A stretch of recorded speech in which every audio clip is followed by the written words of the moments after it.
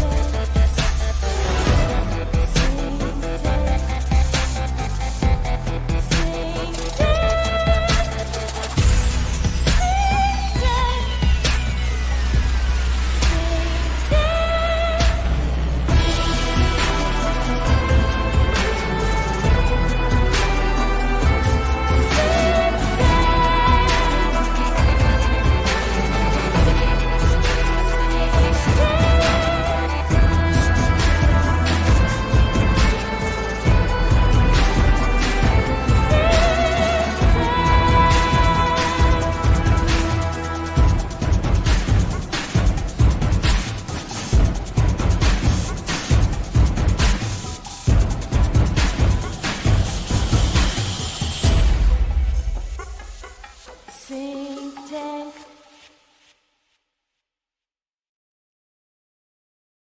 There's like no power in parts of Europe. You saw all that, like they blocked out all of Spain. No power in multiple levels, not just Yeah, the sure. electricity. But Yeah, right. It's noble countries. But what do you think's going on, man? Why are they shutting down? Oh, well, it's clearly solar flares, some atmospheric anomaly that's affecting those specific parts of the globe because of the way that that they're positioned in relationship to the atmosphere. So like apparently that's at least the official story, which is pretty funny, one way or another. Whether scientists are baffled again. It could be just a cover for like, government shutting down communication systems, or it could literally be a solar flare, which is probably scarier. Right. Yeah. What do we do? What do we do next week if it's a solar flare? What are we going to do for Synctank? I keep wanting to watch The Postman. I'm trying to get ready for it. Like I know that eventually the world will just kind of end, I mean, it'll keep going, but all of technology will be erased, and then we won't be able to do these shows this way. We'll have to actually meet for powwows. Oh, a rich mandala for me and you. Yeah. C'est la vie. Right. I don't know. We can't have it, man. Tom Petty's no longer with us. I just saw Tom Petty in Snoop Dogg's Last Dance with Mary Jane music video. So he's in the music video for that? Yeah, it's like a weird AI thing. Did you see it? You're talking about a new thing. You're not talking about the. Oh, I see. They did something. Okay. Snoop Dogg Last Dance Mary Jane. It was like yesterday or something. Oh yeah, I've heard that. 8 days ago. Because Snoop Dogg came out with a new album called Missionary. I'm not even kidding. Oh, so it's like a Mormon missionary kind of thing. Of course, that's what it must be about. I like Snoop Lion Phase. That was cool. As opposed to Doggy Style, it's so Missionary. Dr. Dre. Dr. Dre is telling Snoop Dogg that his lungs are gonna look like chopped liver if he doesn't quit smoking. So then it's like this crazy like AI kind of music video sequence here where he's like AI is going through his brain and everything, and then he explains why he needs to quit smoking because like demons are gonna get him. It was a pretty good video though. It's pretty like hype. Were we just talking about Tom Petty last week, or was I talking to Bill? I just had like a conversation about Tom Petty. It wasn't on Synctank. I don't know. Okay, no, I was saying to Bill that we had a longer conversation about Tom Petty, but I think it was him. But I was saying like I really like this quote that I saw from Tom Petty where he's talking about like that he didn't write those songs. He's like, I found those songs, like I discovered those songs. Like he was like describing the creative process as like uncovering these songs that are out there, and he just needs to find them. And like I resonate with that, like in the like as the creative process that I was just watching. In fact, this is kind of a theme for the day. there's two examples that I've had of that idea today. One, I was just watching Lisey's story, which is Stephen King. He did a teleplay for an entire series on the book. And what's her face? The redhead girl who's in everything. Julian Moore. I don't know. Yes, Julian Moore played. Well, Well, that's the best. That's the only way to describe it. It's like if I you could have been Susan Sarandon. There's a new one now, though. Ron Howard's like daughter or something, right? She's in everything now. Oh, Bryce Howard is not only in everything, she's like directing a whole bunch of stuff. So she pops up everywhere. Yeah. But Moore has a history for either playing a role that somebody else played and nobody even noticing it, or being completely, no one even realized she was in a movie because she's kind of like such a chameleon. But anyways, that's what Lisey's story's about. He has like, Stephen King has this idea of a pool of myth where everybody goes and pulls these stories out that, and that's what makes it like, people stalk this guy. He's so good because the work's not even his own. And another thing that was said today was Robert Rodriguez. I've been listening to a lot of directors talk and going through Robert Rodriguez lately because he's been going around like new podcasts. And he says, I don't know how to do any of these things. I just give the set of hands to the thing that does it. It's not you who does it, if that makes sense. You're just the hands that get it done. Right, if even that.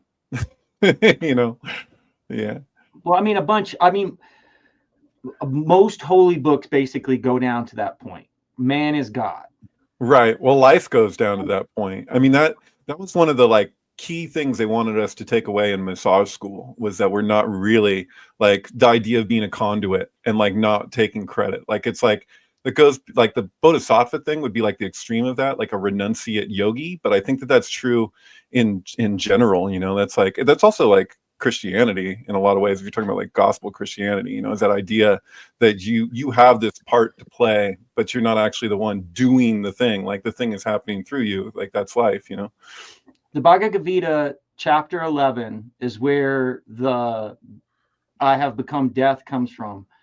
But that whole chapter is basically about this devoted friend of Krishna, and Krishna shows his universal form. Well, Vish through what is it? No, it's actually Shiva. No, what is that? It's Shiva says it, right? I thought. Yes, because it's like he didn't realize that his friend was this thing, right? Like he was just devoted to his friend. I take it back. It's a conversation between Arjun and Krishna, but I thought that there was something to do with. I'd have to look at it again, the specifics there. But yeah, Arjun, is that how you say it? He's the friend. Yeah. And and so he's like, I've seen you do all of these things, but he really just saw him as his friend. And then Krishna shows him his entire form, or his universal form, which has many stomachs and many heads, and then an all-consuming fire. And then it says, I have become death. But he says something to, how did you say it again? Rishna?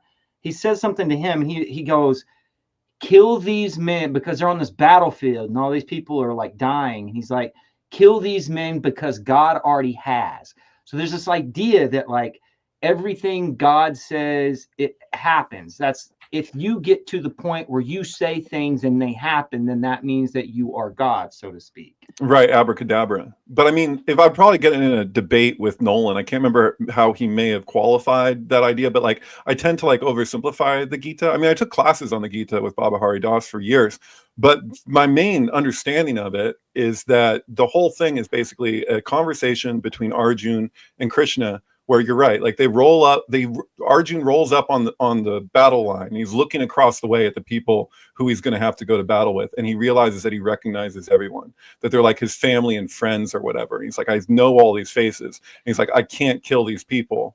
And Krishna, like the whole God point is already Krishna has explaining why you not only do you have to, like, this is what's happening, like there's no way around it.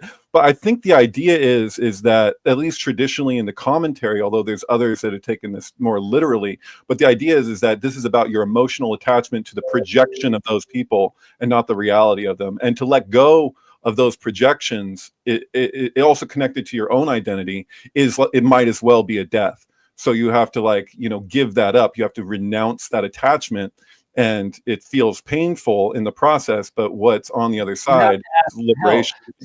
See, it took me a while to figure this out. It wasn't until recently when it has to do with Cain and Abel. So Abel is a shepherd, and so his sacrifice to God is a lamb, like the firstborn. It doesn't even say it's a lamb. It just says the firstborn, and he's a shepherd. And then Cain is like an agriculture guy, right? So he basically just takes a percentage of what he had as a crop and gave it to him almost like as a tithe. Here's the thing, though. It's not easy to kill a lamb. Like, you have to ask for help. So that's the thing. Like, you're not killing the lamb. You're not sacrificing it. God is through you. Right. And that's the thing with Nietzsche's story about the lightning storm, where he witnesses his neighbor killing that lamb for his son. Like, it's the same implication. That's why, like, when people treat it that, like, Nietzsche is so irreligious, he has his qualms with the church. But, like, with God is dead, he's speaking to the God of the church. It's like, it's the God of the people that he hated, not, like, so, because that's actually, like, his argument there, like, beyond good and evil, is like a deeply religious argument. He's just, like, so edgy because he's not going to go with the general programming of his time. You know what I mean? Like, he's against the grain, but he's still a deeply religious person, right? I mean, that's my takeaway anyway. What? Huh? What's Cricket? that, Will? Oh, I thought Will was gonna go somewhere with that. I thought you're gonna go. I thought you were gonna, Yeah, like, I don't know. Do you just agree or do you disagree? What do you got? Yeah. I mean, Well, he's talking about the new Shadows, like Sonic the Hedgehog movie. Clearly, right? Oh, Like, I watched the clip of you with Homeboy talking about that. That was pretty good. Shadow, yeah. That was a trip. There's something to that character, man. I don't know. Oh, some of the audience said I didn't understand the complexity of the lore enough. That Were you really, oversimplifying like I'm doing with the Gita right now? Probably. I probably did that. That's a bad. Well, I mean, like, even the thing that we know, the I am death, is wrong. That's like it's time. Alan Abadessa Green would always point that out, that the translation is actually misleading because it's I am become time, the destroyer of worlds.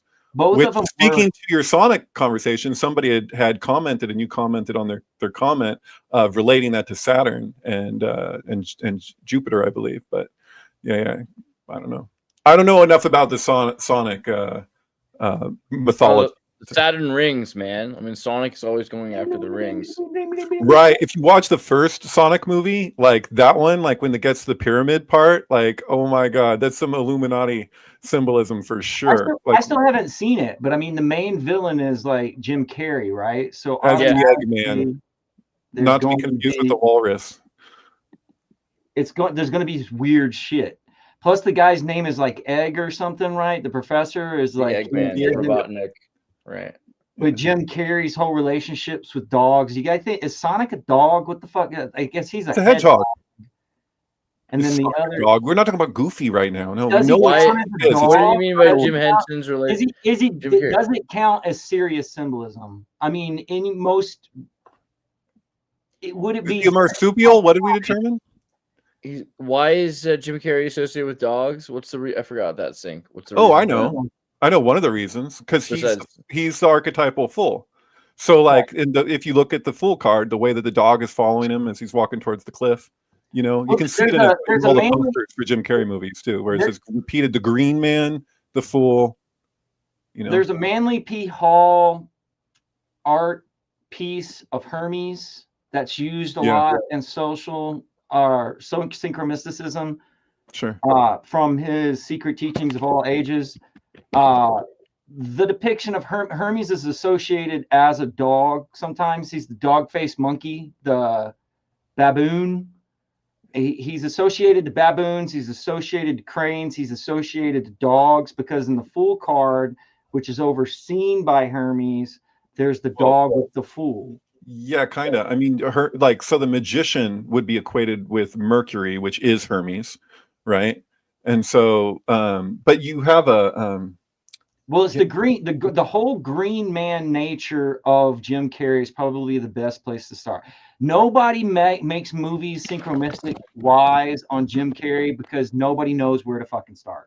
Dude, I was going to ask Jim Carrey about this specifically because I was going to go see him give a talk in San Francisco and it was canceled in early 2020. And I was like, damn. Because like at those events, like if you stand up, like right when they're like opening it up for questions and answers, everybody hesitates. So I was like, if you have a pre-prepared question and you just stand up immediately and you're like, I got a question, you can probably get it in there. But I was going to ask him about this because it's such an overt theme throughout his film career. Like, yeah, we're looking at the Grinch. There's the Mask. There's the Riddler.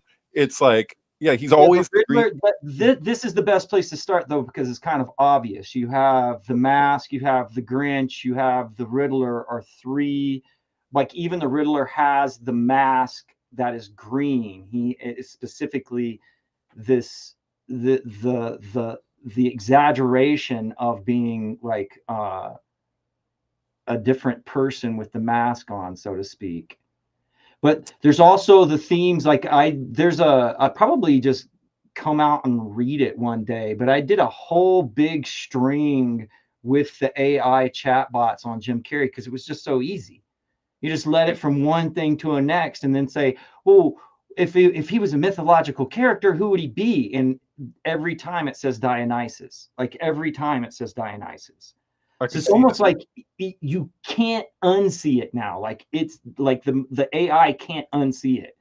Right. But Dionysus and all of that is like associated. There's all these associations to Hermes and of Hermes' relationship to the dog. You have the dog over and over, even up into the point where they're driving around in the dog in Dumb and Dumber. But there's the whole Max in the Grinch. There's like always dogs over and over and over, and it has to do with the symbols.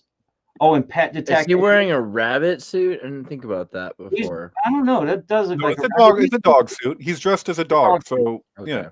Yeah. So it's like in a way he's his Hermes. And Dumb and Dumber, his name is Lloyd Christmas. And so it's associated him to that. That's perfect. Yeah. Green Man, right? Or Green Knight. Jesus Christ is his name. Oh, you get what I'm saying? It's like JC, yeah. So it's like blurred. You have to blur the whole composite character, and it's like really obvious. And dogs are one of that.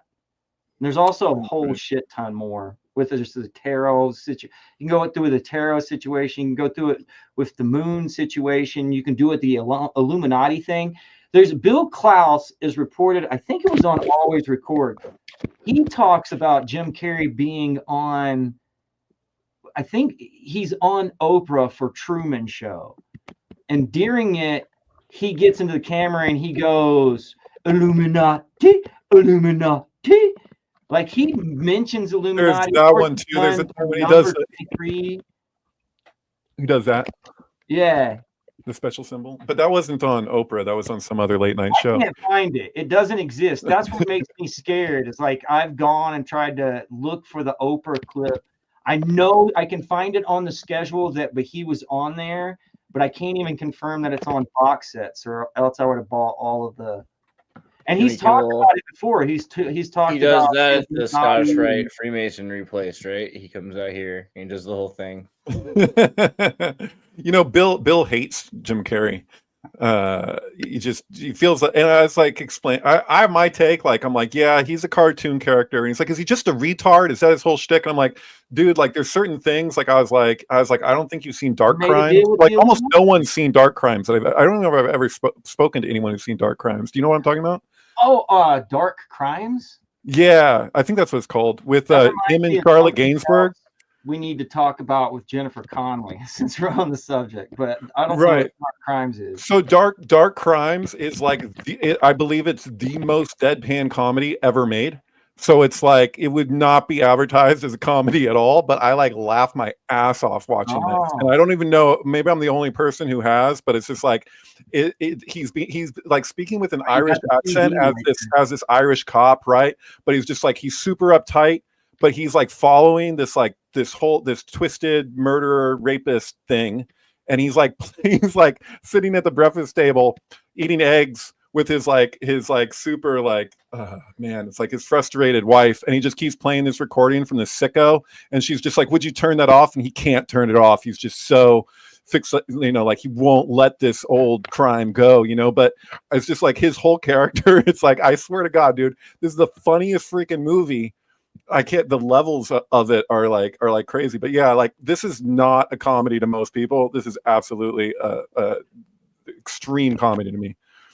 He wants to be that guy. He wants to be that, like, get into that sicko's world. But he's trying to bust him. Like he wants to get at the truth of it. Like he's like a cop, right? So it's like, but it's like it's got meaning, like the nature of ego, like that you're like, it's like when it's the Nietzsche quote of like, beware with the that you yourself don't become a monster when you're battling monsters. You know what I mean? Like he literally does that. He's like, he wants to be that guy that he's judging so harshly. Like it's deep. See, the problem I have, like even in the number 23, like Jim Carrey overacts when he's acting serious. Like there's a scene where he jumps acting serious. Yes, right. when he's acting serious. When the girl jumps out and commits suicide in the number 23, and he's walking down the street and she hits, and he's like seriously, like he overacts. He looks like the Grinch or something. He's like, right. And you remember the Grinch? The Grinch has that dog, and the number 23, it starts out with him catching a dog. He's a dog catcher. That's his freaking. Well, of course, job. The number 23 has references to Sirius and everything. The number 23 has references to the Illuminati trilogy in it. In fact, completely. The old guy that he's going to look after is basically Robert Anton Wilson.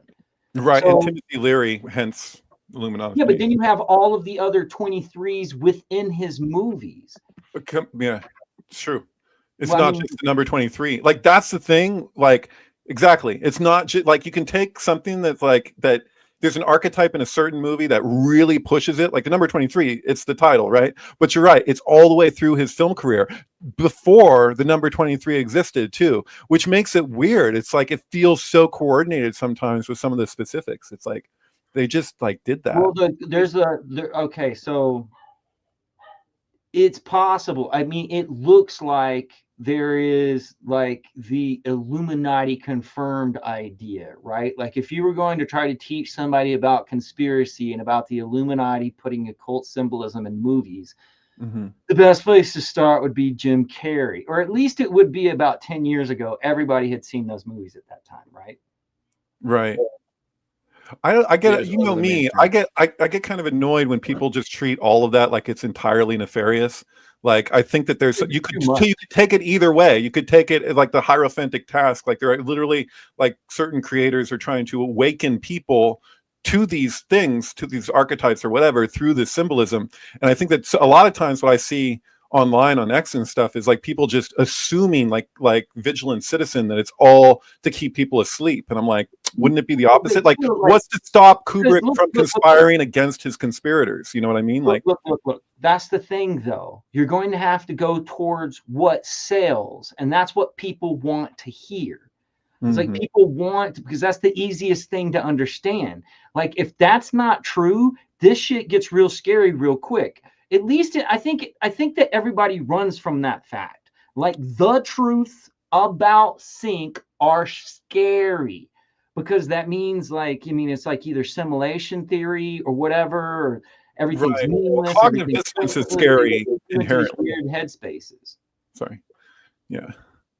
No, I mean, like just when you come up against something that it's going to make you uncomfortable if you're not like attuned to just going there, right? But I'm not trying to argue that the other doesn't exist, that people don't use symbols in a way that is nefarious. Like, I'm not saying that that's like it's one or the other entirely. I'm just saying you almost have to take it on a total case by case basis. With Jim Carrey, I don't generally see it as nefarious. I see it as that, like, he actually, like, he's drawn to do roles, and I don't know how much input he has on the particulars of, like, how, when a movie is being made, like how much of that is coming from him. Like, I've been told this by people who work in films, like Andrea Galler would be one, where she's like, it's really misleading when people look at the credits and think that's all their job was. She was like, and a lot of times with films, you have all these different people contributing in their, like, in ways that go beyond their like Carrie Fisher, title. yeah.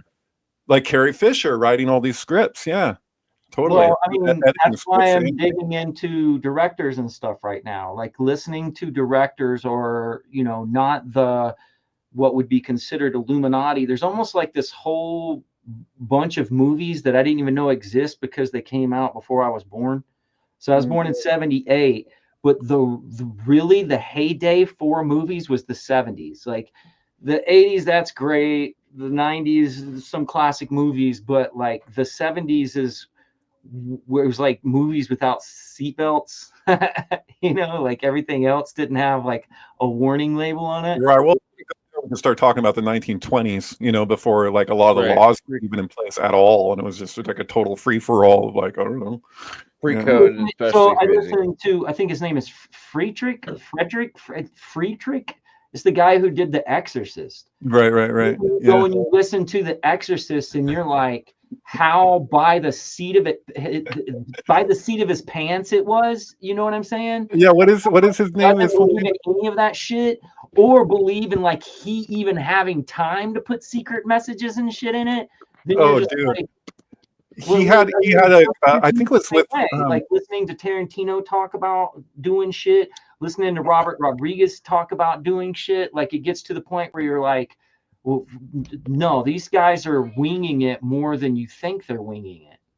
Right, but there's like an interview with that guy. What, I forget his name, the guy who directed Exorcist. But like, by the way, he said that Babadook is the scariest movie ever made, and I think I agree with him on a certain level. But Bill was talking about this. I think he played me the clip actually. William he was like, Friedkin. Thank you. There was an interview with him where he's talking to this guy, and he goes, that old Indian story about the prince and the tiger? And the guy goes, yeah. And he goes, do you really?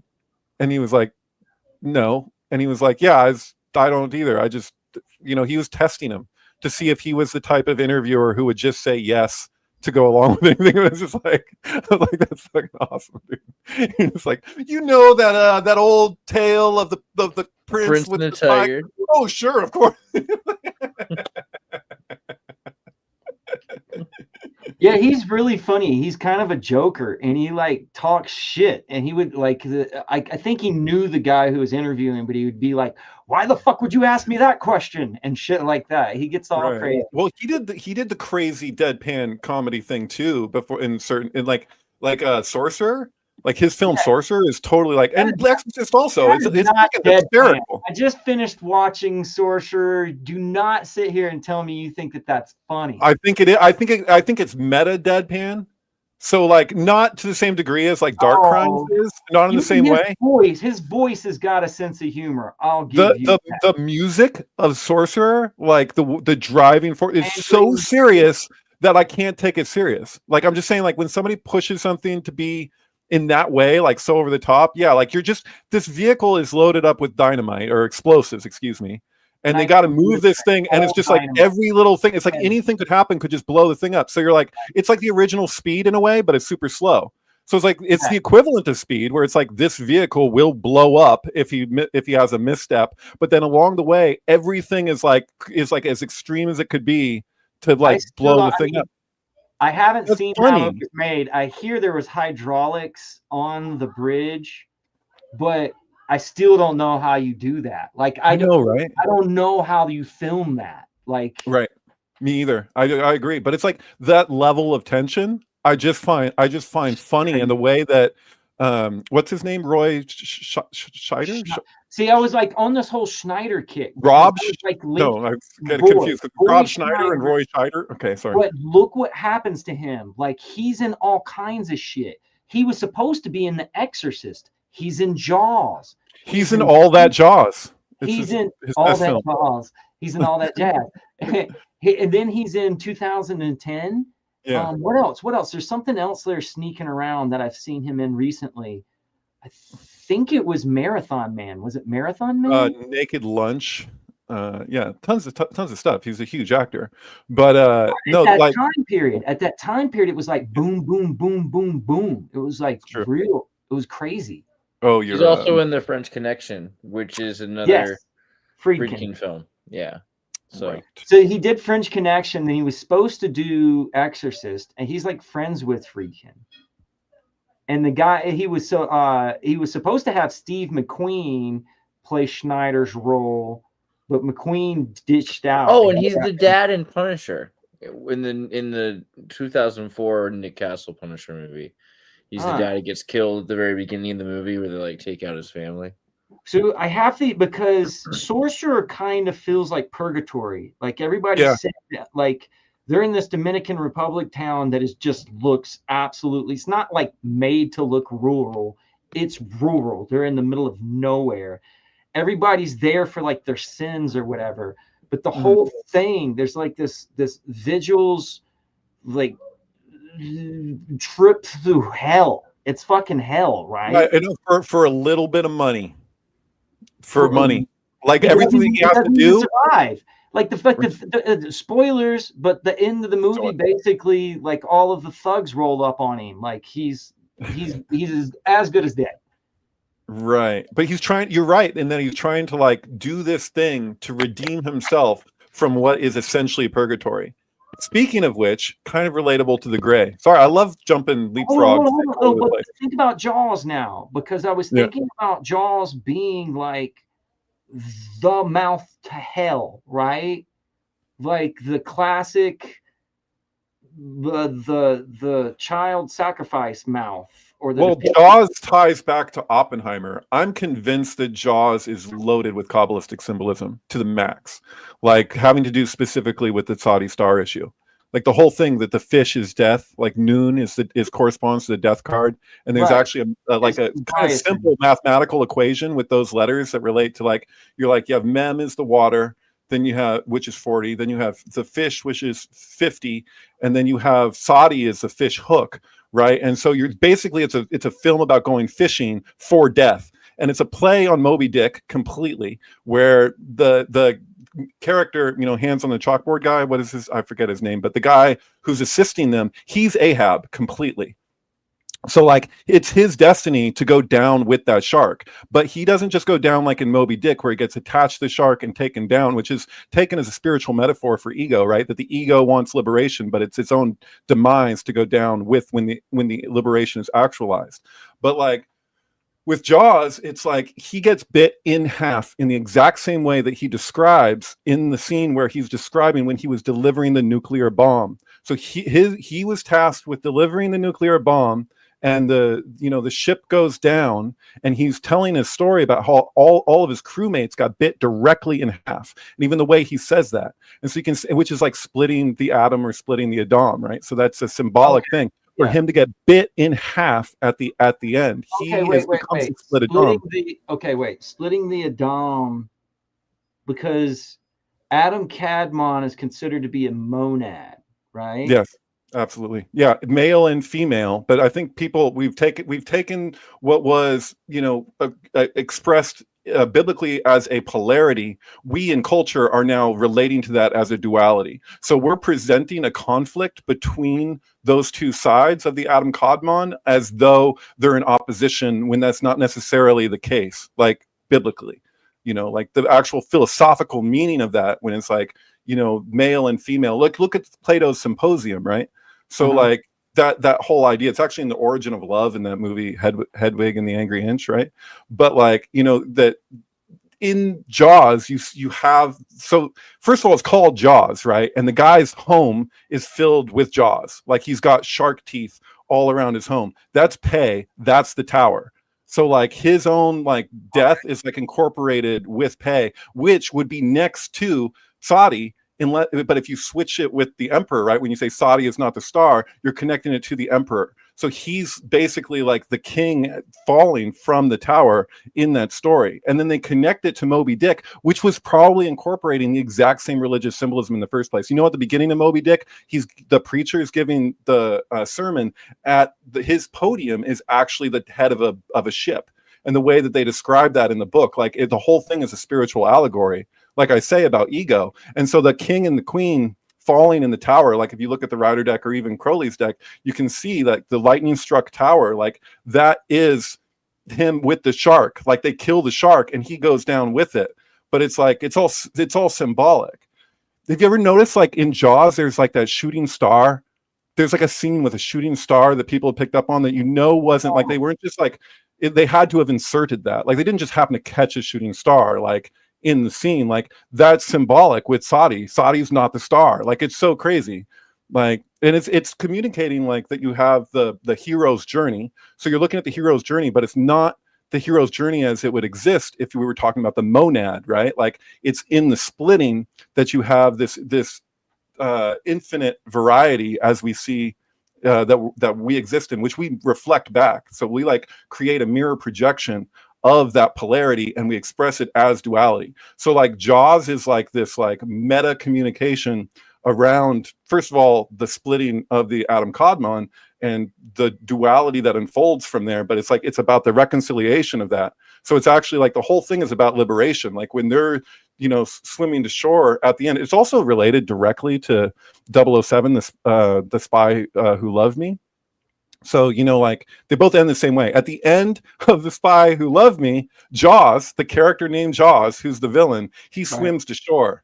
So like they're out at sea. It's a sea movie, right? So like in fact, if you start them at the exact same time, the shark attack, not the one before the opening credits in Jaws, but the shark attack where the first kid is killed the bite of the shark corresponds directly to the bite of the shark in 007, The Spy Who Loved Me. So like, you know what I'm saying, when they drop the guy he goes down the slide or whatever, and he's like in the container with the sharks and he gets bit, they're like happen at the same time. It's crazy. Also the license plate that they pull out of the shark that they suspect is the shark that's been eating the people, but they don't find any bodies inside, and they pull a license plate out and slide it across the floor. If you look at that license plate, it reads 007. That's right, it does. I was thinking that earlier. Yeah. Okay, you guys ready? What do you got? The Tanakh. Okay, Leviathan specifically is mentioned 6 times in the Tanakh. The Tanakh. It's a Bible. It just means the Bible, including the Torah and all the other books of the Old Testament. But yeah. Job 41 is depicted to describing it in detail. Behold, the hope of him is in vain. Shall not one be cast down, even at the sight of him? Included in God's lengthy description of his indomitable creation is Leviathan's fire-breathing ability. Okay. Scroll down a little bit. Okay. The mention of the Tanias, and the Genesis, about the Tanya, or what? In the Genesis creative myth, translated as great whales, or the giant whale in Job that swallows. Anyway, that's the Leviathan. Basically, it's also Job gets barfed up by the whale. Totally relatable. Isaiah, and it shows up in, I think it's Isaiah, Job, and Psalms. Okay, now in Jewish, Jonah. I mean, sorry, I said Job. Okay, yeah. This is where it gets later. Oh, right, the Leviathan's mentioned in Job. Right, excuse me. It's Can you reflect the influence of the Mesopotamian and Canaanite legends, or the contest in Egyptian mythology between the eighth snake and the sun god Ra? Alternatively, the removal of some such competition may have reflected an attempt to naturalize Leviathan and a process that demoted it from deity to demon to monster. Okay, now in Judaism, later Jewish sources describe Leviathan as a dragon who lives over the sources of the deep and who, along with the male land monster Behemoth, will be served up to the righteous at the end times. This has the Leviathan is tightly woven into Judgment Day.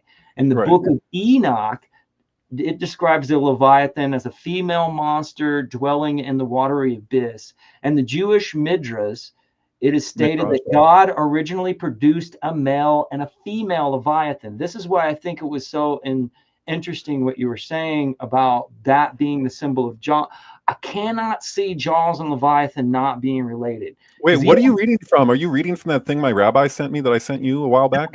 No, that you did send me that, but this is recently someone has updated the Leviathan Wikipedia, and I'm going back and I'm checking it because they have a bunch of stuff in here talking about how like what it actually means. Like there's a lengthy talk about the Zohar as a metaphor for enlightenment.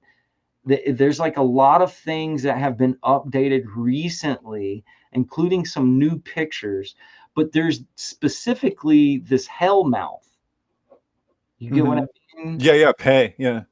The hell mouth in the fresco Last Judgment so linking it to sorcerer, I feel like there's a through line that continues all the way over to like 2010, right? Because 2010 is like the birth of Lucifer. Jupiter turns into Lucifer. So there's a end of the world thing going on. Well, yeah, the end of the world as we know it, I think, is the idea, because we're talking about the nullification of the Klipot when we're talking about the ultimate destiny of Leviathan too. They like sit down to eat it, you know what I mean? But it's like it's the last of the Klipot to go because it's the biggest. So it's also all allegory. So like I think, you know, like that's the thing, like talking about all this stuff, like when I talk about Jaws, I see the whole thing as a religious allegory, pretty much no different than like Moby Dick, in that it's like an extension of the exact same archetypal symbolism. But yeah, it's also like I think the crocodile. I trip out on like in crocodile on the full card.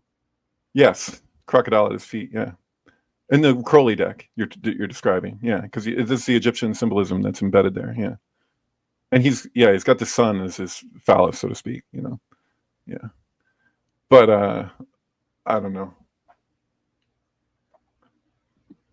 You know what I mean? Like when you look at like these stories, like there's the hero's journey, but then there's like this twisted version of it, which they can keep like, you know, expressing in all these different ways, because it's like you're rearranging those components, but you're not ever giving it just like with the most straightforward. You're doing it with a twist. Like that's the thing about like the meaning of Ra, like, or even if you say like Satan as the adversary, it's like you're taking something that's this, you know, this kind of communication of perfection, but if you didn't have a twist, it would just be static. Like it requires like distortion introduced into the perfection of the sphere so that it compensates on all these different directions to give you a drama. Like you don't have a story without conflict, right? Like there is no story. So like that's kind of, yeah. I was gonna say, like, Will, you know what Ra means in Hebrew, right? Because like Ra is this Egyptian god that people worship. It's all good and benevolent, right? Mm-hmm. But what does Ra mean in Hebrew, David? Bad, right? It's literally just simply bad, yeah. But I mean, you could literally just bad, right? But I mean, the idea is that you have the Godhead, which is the source, and then you have people worshiping something that's in between us and that, as though it's the thing in itself. So, like, even like there's like the idea of like Gevora as a surrogate mother. Like where you have Bina is the mother. It's like there's, you know, God the Father, God the Mother in Tetragrammaton as the Yud and the He, right? And then the children are the Vav, and the final He is Shachina and Ze'er. But like the idea is that you have a stand-in during the interim of the fall. So like so that Gevora, which is judgment, is we relate to it in not as a sweet judgment, which would be if everything was balanced, but because we find ourselves in this imbalanced place, that judgment becomes evil. So like Ra in that sense wouldn't ultimately have to be evil. It's just the sun. Like that's why Crowley in court was like, you can just call me Little Sunshine. We say in the 666. But that's okay. So 6 times 6 is 216, which is the gematria of Gevora. Which is why in the movie Pi they're looking for a 216 number. Yeah, I'm trying to pick up on something that's important that you said. Sure. So it's a stand-in. It's like it's okay. So you know how like when he holds up the brazen, when Moses holds up the brazen snake, and it like it kind of stands in for the ones who are getting the curse. Okay, so the snake goes all the way down to the curse, right? Because at man's fall, he gets the fruit from the snake. And when God comes down, Adam's like, hey, bro, is that chick you gave me? Right.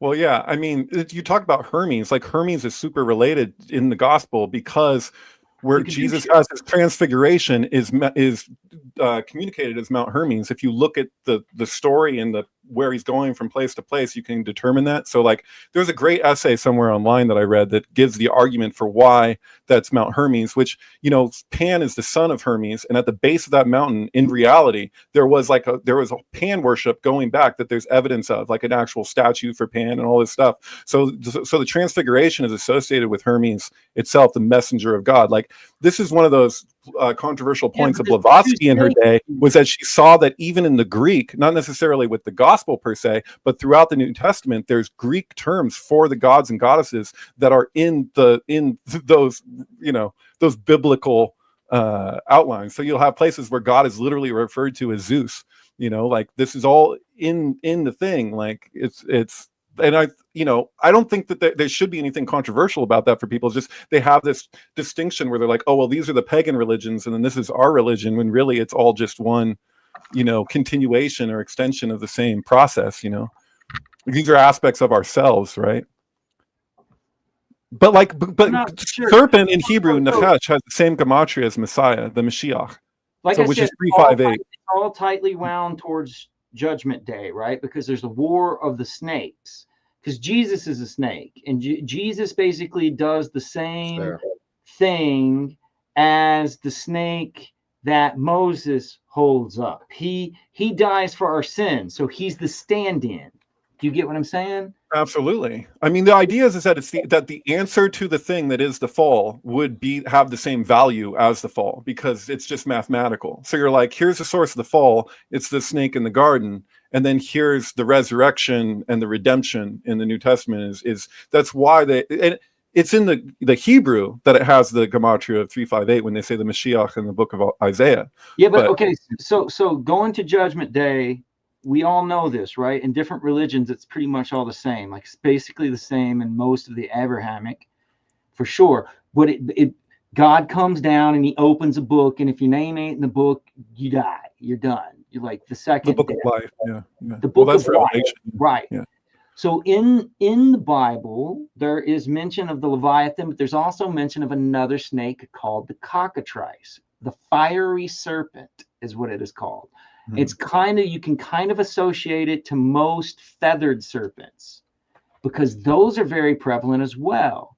Now, of course, we have like Jeremy Narby, who talks about the cosmic snakes. Through synchronicity, he was taught that the snakes that he was experiencing during DMT trips he could associate to his actual DNA, like the helix and the snake. It's a great book, by the way. The Cosmic Serpent, is that what you call it? Yeah. But also, I mean, that whole idea of like Hermes' staff being associated to DNA was in Valis at the very end of Valis. Which has Egyptian origin, yeah.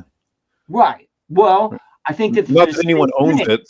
Because I think the same snakes. So there's a war between the snakes, but who is sent to beat the Leviathan, you have to send the cockatrice, which is like, it's kind of like Harry Potter, right? You have to have a snake to beat a snake, kind of.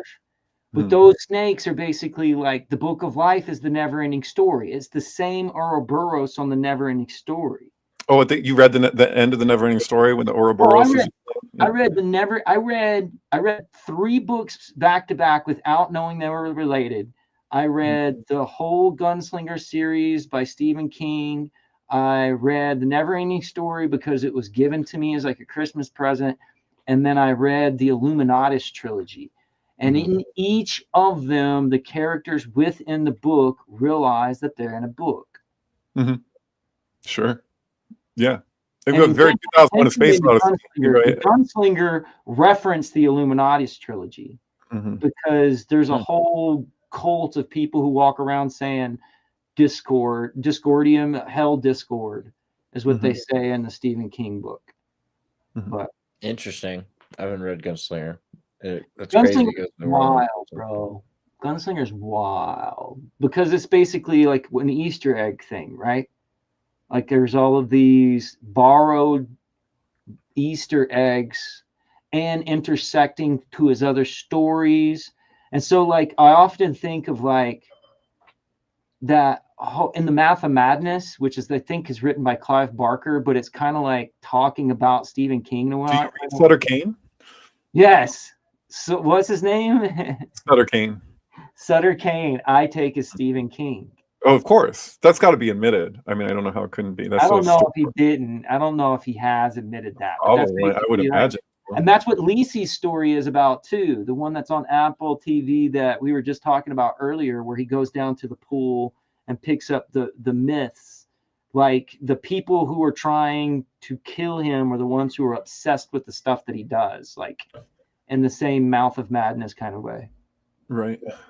I mean, I think he did. I think if you look it up, I'm not a pro on this as I am about him getting hit by the van, but I'm pretty sure that he was attacked by a stalker at one time. Stephen King. He had a stalker situation for sure, which was the inspiration for Misery or something, or maybe it was afterwards. I'm pretty sure it's the Dark Half and the Lisi story. Oh yeah, because he calls them Space Cowboys. I love the thing with the Dark Half and What About Bob, but we've talked about it before. I don't know if we need to go into the whole thing, but remember in What About Bob when the daughter's going on the boat and she says, "I'm going to go on something Stark." What is his name? Like, what's the main character in the Dark Half? Oh, something Stark.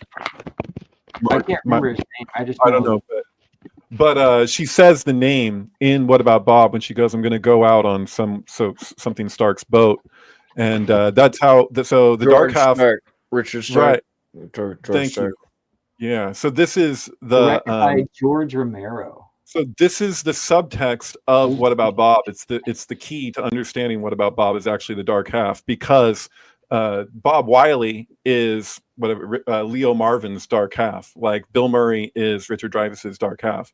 So like, and it's everything that he's repressing because he's a Freudian psychologist, and Bob Wiley represents the Jungian perspective of the shadow. So he's having to face his own shadow. So the whole movie of What About Bob is him fighting with himself, which is the reason why there's a meta narrative between What About Bob and what's the other one? Groundhog Day. So Groundhog Day is all about him having to face his own shadow, right? So they're really the same movie. Yeah. Yeah. But and that's like you can see right here in the picture when right? She's obsessed with his book, but she doesn't really stalk him, though, I guess. Right, but like here when he says, "I'm in mourning for my lost childhood," when Leo's like, "Why is it that you always wear black?" And he's like obsessed with death. So it's the shadow. So everything in and about his family is reflecting things back to him that he doesn't want to look at, and it's culminating with Bob marrying his sister, which is in Freudian terms like that's his big issue.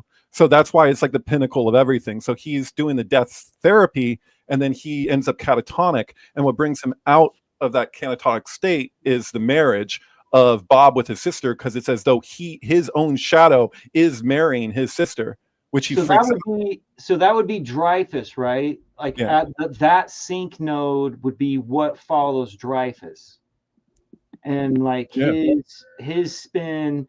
Because that's why Dreyfus is in Jaws. You know what I mean? I do know what you mean. Absolutely.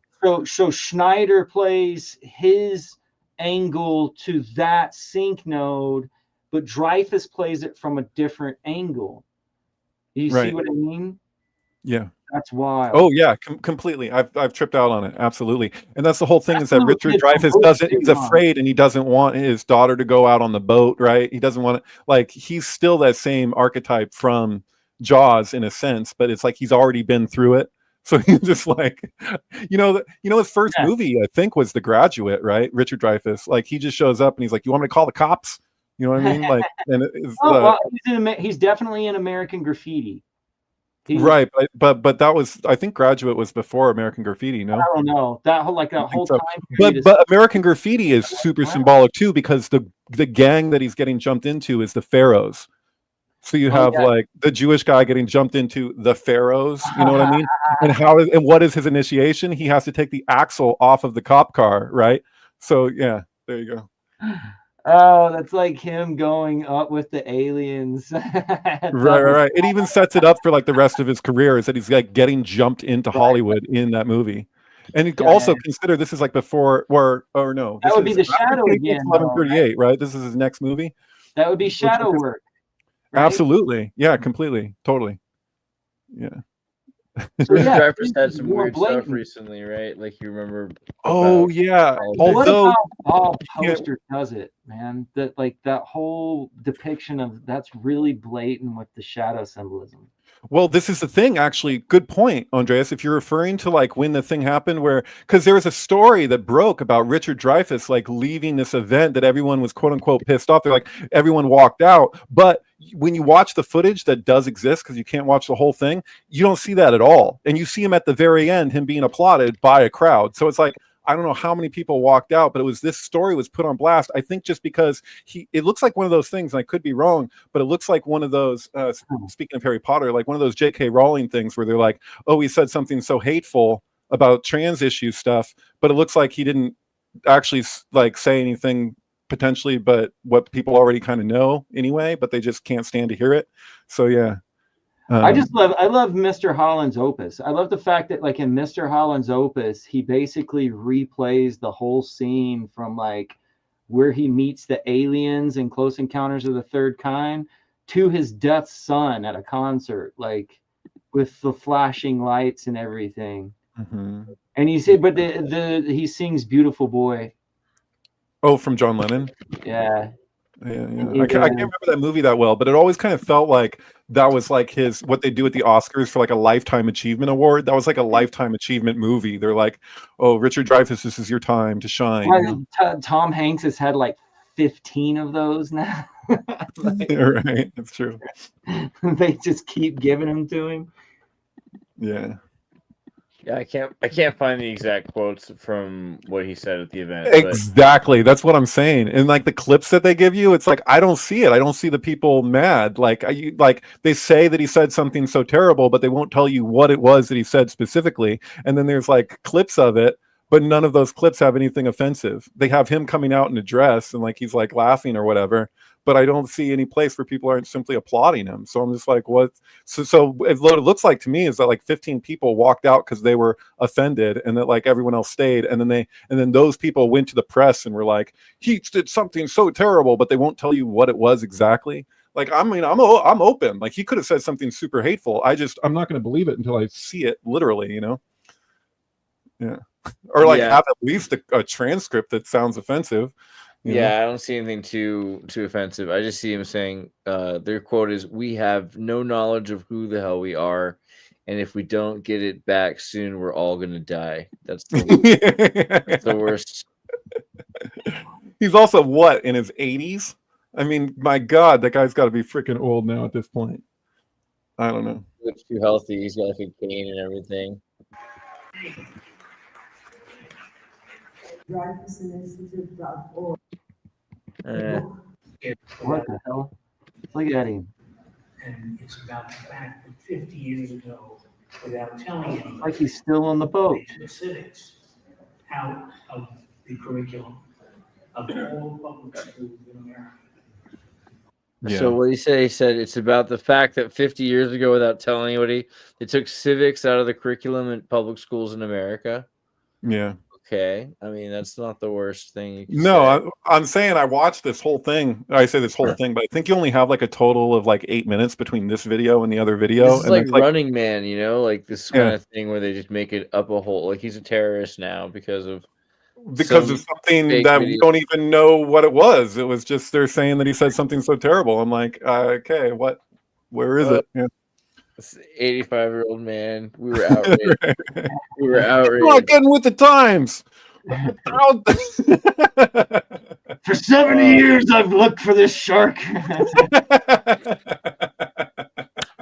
I feel bad now because I kind of believed it too. I was like, oh, he must have said, maybe he's an old man. Maybe he's got some extreme. Exactly. Like you expect that he's just going to say something deranged in his senility, and just, and you're like, where is it? Like, it seemed coherent to me. I mean, he's definitely like staggering up there with his cane or whatever, but yeah, I don't know. He's Mexico arrested. says that Sonic the Hedgehog is a Freemason because of his white gloves. Is that a thing? I wish we had Thomas here to like verify that. Yeah, I don't Mickey think- too. I don't think the gloves Bro, necessarily means maybe, I guess. If we Bugs did Bunny. this well, if they have already gone 3 movies in such a short time with Sonic, bro. And you Like, remember, Well, remember what happened with the first one though? They had to redo all the They redid CGI because people didn't like Poor it. ugly- poor ugly they Sonic, redid it. They redid it that quick, bro, and it works out for them. But what about Echo? We need a Day of the Dolphin, bro. We need Echo as a tribute to Lily. We need a live action Echo. And it should be like against Russia, like the belugas or these like Russian whales should all be like super intense propaganda. Well, but a live action Illuminatus trilogy would be amazing too. I heard Carrey was attached to that. I heard Carrey was supposed to be the captain of the gold submarine. I can't remember how. You know what though? There's always rumors with him, and like there was like he was gonna play Terrence McKenna, and then he was just like, no, it's bogus, you know. But it was like a viral thing online where it's like people were saying, "Yo, dude, Jim Carrey is gonna play Terrence McKenna. Seems brilliant. Seems like it should happen." I wish like when those things really took off and became viral like that, that they would actually be like, okay, well, All right, seems to be a demand for it. That happens at the end of the Illuminatus trilogy. The characters realize they're in a book because the Leviathan is coming. Like the last chapter of the book is called Leviathan, and the Leviathan is like coming towards the submarine. And one of the characters like, "Oh, this couldn't possibly be real. We're totally in a book." That's basically how it ends. So being in a book is like being in a simulation, essentially. Is the world on a wire thing. You start to realize you're in a simulation. Right.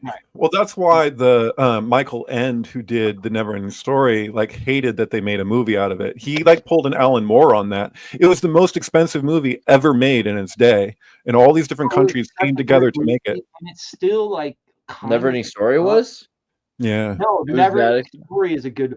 The Neverending Story 2 tried to fill in because the first movie is only like half of the book, bro. It's not even that, but yeah, technically, like, yeah, because there's all these things that happen in the book with like the spider creature that keeps on changing form and stuff and all that weird stuff, and even how he ends up meeting the luck dragon and everything is totally different. It was that deal that he made that he thought he was going to die. Luck dragon in the spider web, but it's weird. It's like weird. It's totally.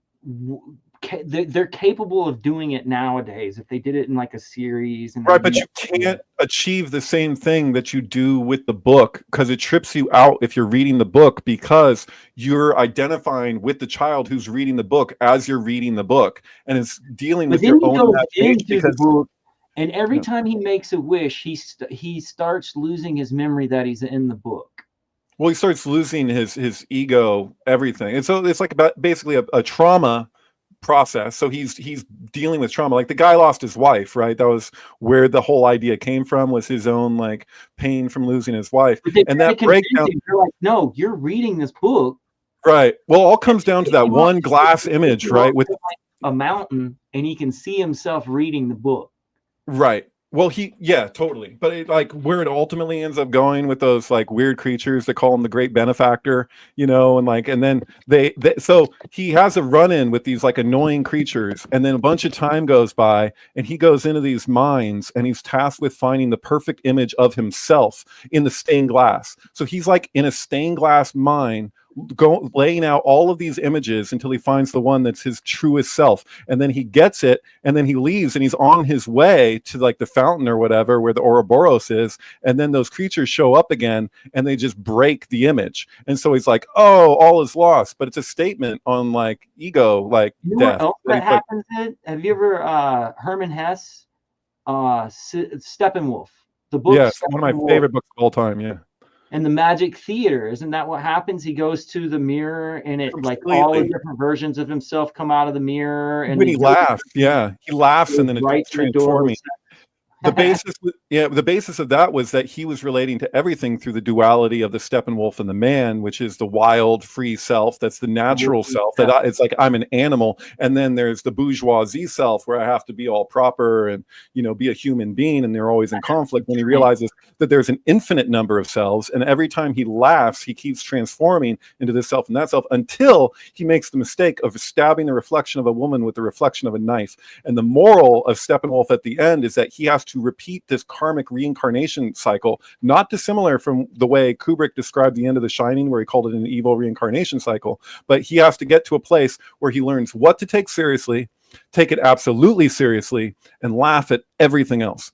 So and that was the thing, is that he took the joke seriously, and that was his greatest sin, was that. And then he got carried away, and like I say, he stabbed the reflection of a woman with the reflection of a knife. So it didn't actually happen in reality, but he was so just caught up in I can be anybody or anything, and then he screwed up because he got carried away. It's kind of like Sorcerer's Apprentice or something too, where where he just he went on one, he's like woohoo.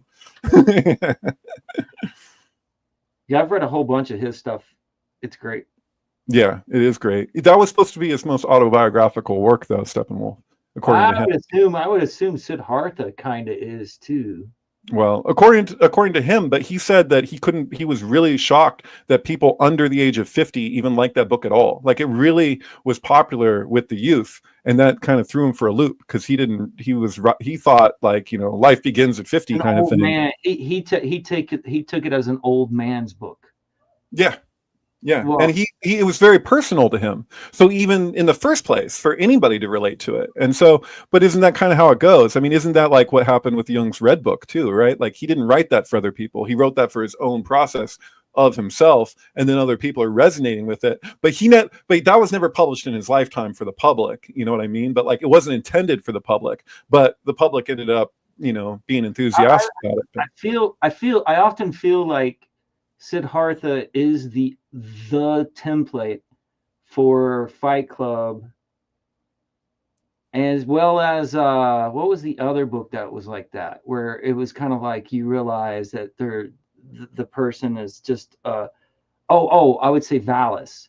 Well, Valis is open with it, but even when Philip K. Dick is yeah, I'm actually a character in my own book, and comes out and right out and says it, it's kind of shocking.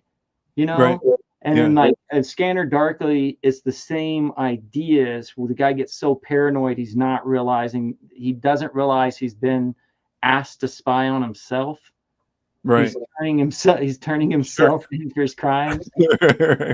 but Siddhartha is kind of the same idea, right? Because Siddhartha is the name of Buddha, yet this is a separate character, separate to Buddha, and goes in Buddha. Buddha's around, but it's not him. There's a conversation between the two of them, but you don't know if it's if it's him. Is it autobiographical of two versions of himself? What's that Keanu Reeves movie where he plays Siddhartha, and then he reaches into the pool? Little Buddha with Chris Isaac and Bridget Fonda. Right. So that scene when he reaches out and he takes his own arm from the water is so similar to the Matrix, right? When he puts his hand into the mirror, Well, there's a couple of different ones, but yeah, for sure. You'd have to check the time, but there's so many things. It's weird because when I first saw, I was reading stuff like Siddhartha and Taoism and a whole bunch of Barnes Noble's books on Buddhism. When I saw The Matrix, and that's the first thing that popped in my head, was Buddhism. There's this whole idea that the earth is an illusion, is inherently Buddhist.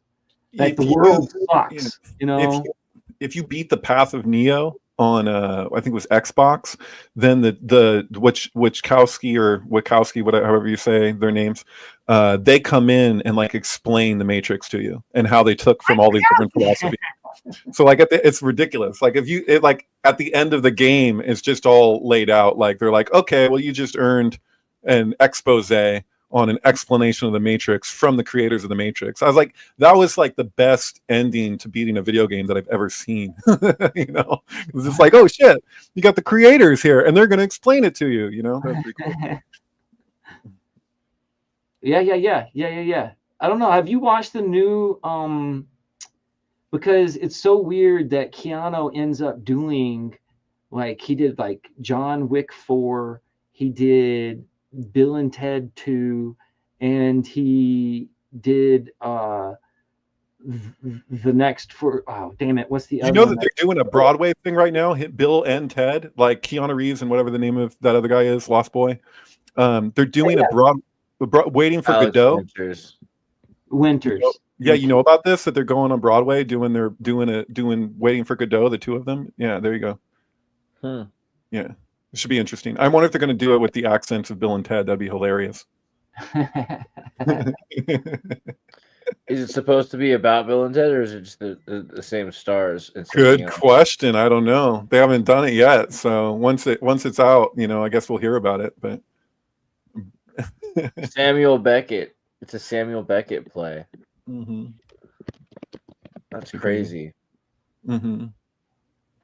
I'll have to. I mean, we could probably watch it because it looks like it's been done. I mean, it's kind of like those two together, where it's just this conversation, That's pretty crazy what they're doing. Look right there. It's it's Professor Patrick X Stewart, Magneto. Ian McKellen. Yeah. I earlier today actually I posted watching Disney reboots of my old favorite shows. It makes me feel like Sebastian reading about the nothing consuming Fantasia. Oh, whoa. Never-ending story. Yeah, With Silver Surfer, tying it back to Hermes, right? He is a Hermes archetype, no? Like Silver Surfer, Mercury. Right, with the Mercurial Silver Surfer. Yeah. So I thought that was kind of interesting sync just randomly. Right. By the way, the Neverending Story film syncs amazingly with Metallica's Black Album. So you have like Through the Never of Wolf and Man, like yeah, it's ridiculous. Highly recommend it. I have it on Twitter, by the way, if you're interested, and the website. But, yeah. Here, what was it? Which movie? Moonchild. He names her Moonchild. Yeah, if you go on yeah, if you search Metallica on my page, it'll come up. Yeah. Okay. Who was she? Why doesn't that just work like that now? Like you have to go to my thing, I guess, and then do it from there. I don't fucking know. Advanced search. Oh, right. Thank you. That's the way to do it. Yep. That's it. There we go. Boom.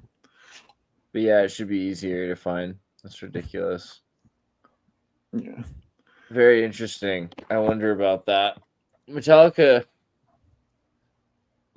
So what did you think earlier, Will? You were talking about the Neverending Story sequels. It tried to continue along, like it tried to be a true sequel. Is there any? Would you justify them at all? I saw like at least 3 of them at some point on. So bad. It's so bad. I just remember the first one has that one surfer kid dude who didn't who was in a whole bunch. I mean, when I go back and I try to remember what was in the actual movie after I had read the book, I was like, well, they tried their best, like to actually do it. But oh my God, it's so bad.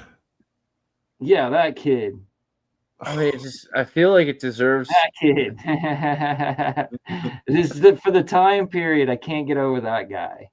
I might need to rewatch it again. Is it that bad? Like, so really, are we just pissed off that it's not the same kid? It's not the same thing. Is that all it is? No, is that why? The budget of it isn't the same. It's just, yeah.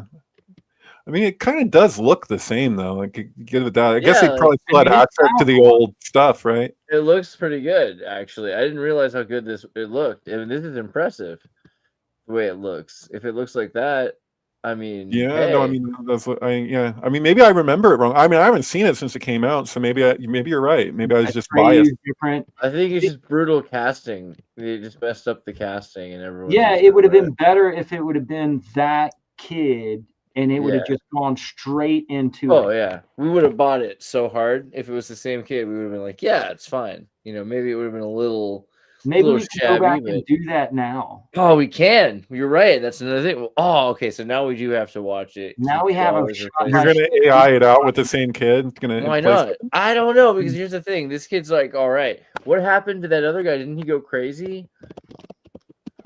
Oh Oh. yeah, I remember that kid too, because that kid, I've looked him up. He's in all kinds of crazy shit. He did like a bunch of drugs and I got thought- like he went schizophrenic. Oh, I did he have a thought. Mouseketeer? Barrett film? Oliver. Barrett Oliver is an American photographer and former child star. Yeah, Barrett Oliver. He's best real known- personal life, was a Wait a member of minute. Scientology. Scientology. Is he the kid in Follow He's That Bird? currently unaffiliated. Frank and Weenie Daryl and was- Daryl. Shit, I was thinking about Daryl the other day. Daryl, that's a good movie to watch. Plus, you got Cocoon and the second Cocoon. He's like a legendary kid who just hit this thread of all of these things in a row. There he is, the picture down there with him and the hair. Yeah. Dude, didn't he get? I thought it was. Yeah, there he is, right here. Yeah. This is him now. Okay. But from what I remember, he's like smart as fuck. He's not the crazy one. There's one of them that went crazy. I mean, we have a lot of friends that look like this. This is totally True, I reasonable. know that was the thing. Yeah. I Oh guess no, I'm- that guy. There's like 50 of him in Boulder. Oh man. But Well, like, go he was look him up real Scientologist. quick. What does he do now? He's like a photographer, but I've he seen like really? an interview or I think something he's- about him. Like I a thought he got weightlifting arrested model. for. I think he got arrested for speeding, or doing something crazy. I thought. I don't know. Maybe I'm mistaken. Hmm. I thought he had some sort of like a problem and like was. I think not- Scientology is just like a problem. Maybe that's what it was. I don't know. I thought that would have been the I thing don't that like keeps. that, like that book though, bro. That's like he's holding the Bible. He's like holding the book of life, bro.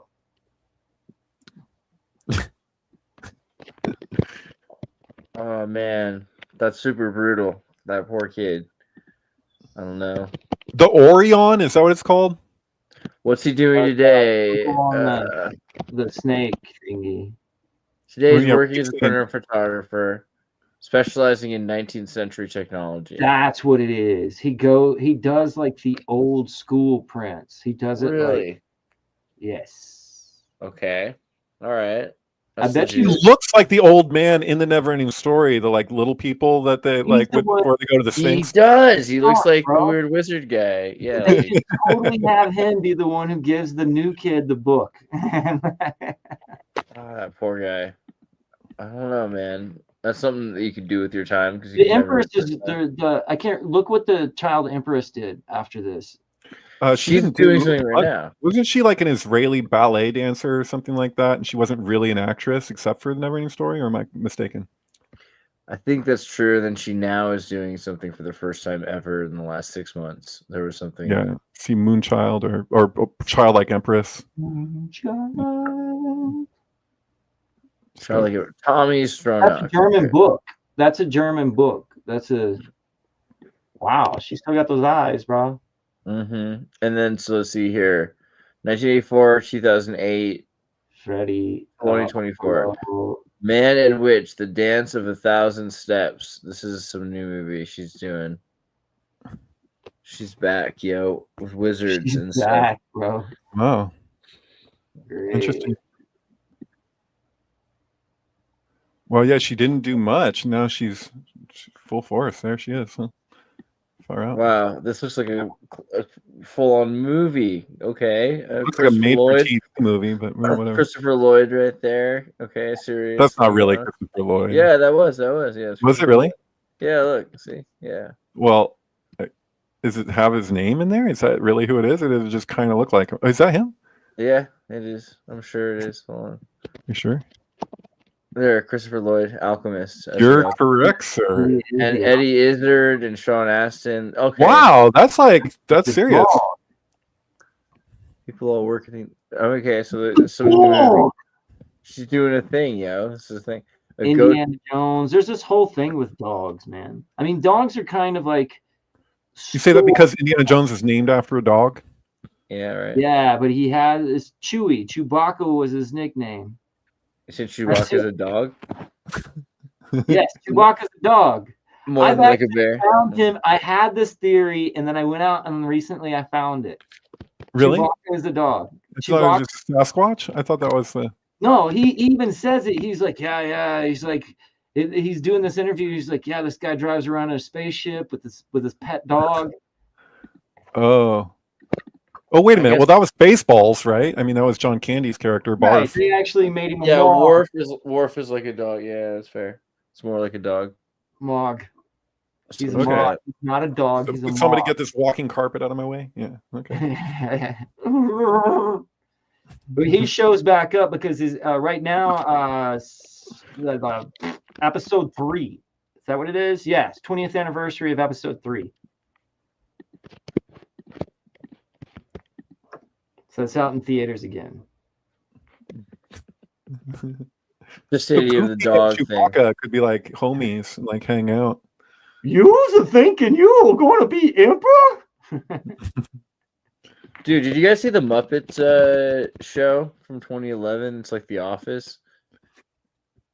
I didn't see the show. I saw the two new Muppet movies. I'm obsessed relative with new. Muppet Syncs. I'm trying to get Sam Newsman on a show with me to do these things about Muppets, but it was all things that I sent him. And I know Sam Newsman's been doing a lot of traveling and working hard at the radio station and getting surgery, or something like that. which one is this now? So there's like a bunch of weird Muppet shows. This one's from 2011, and it's about them basically working in an office place. So it's like a really weird show because it's about the lives of these It's Hollywood executives. It's like Severance with Muppets, basically. Yeah.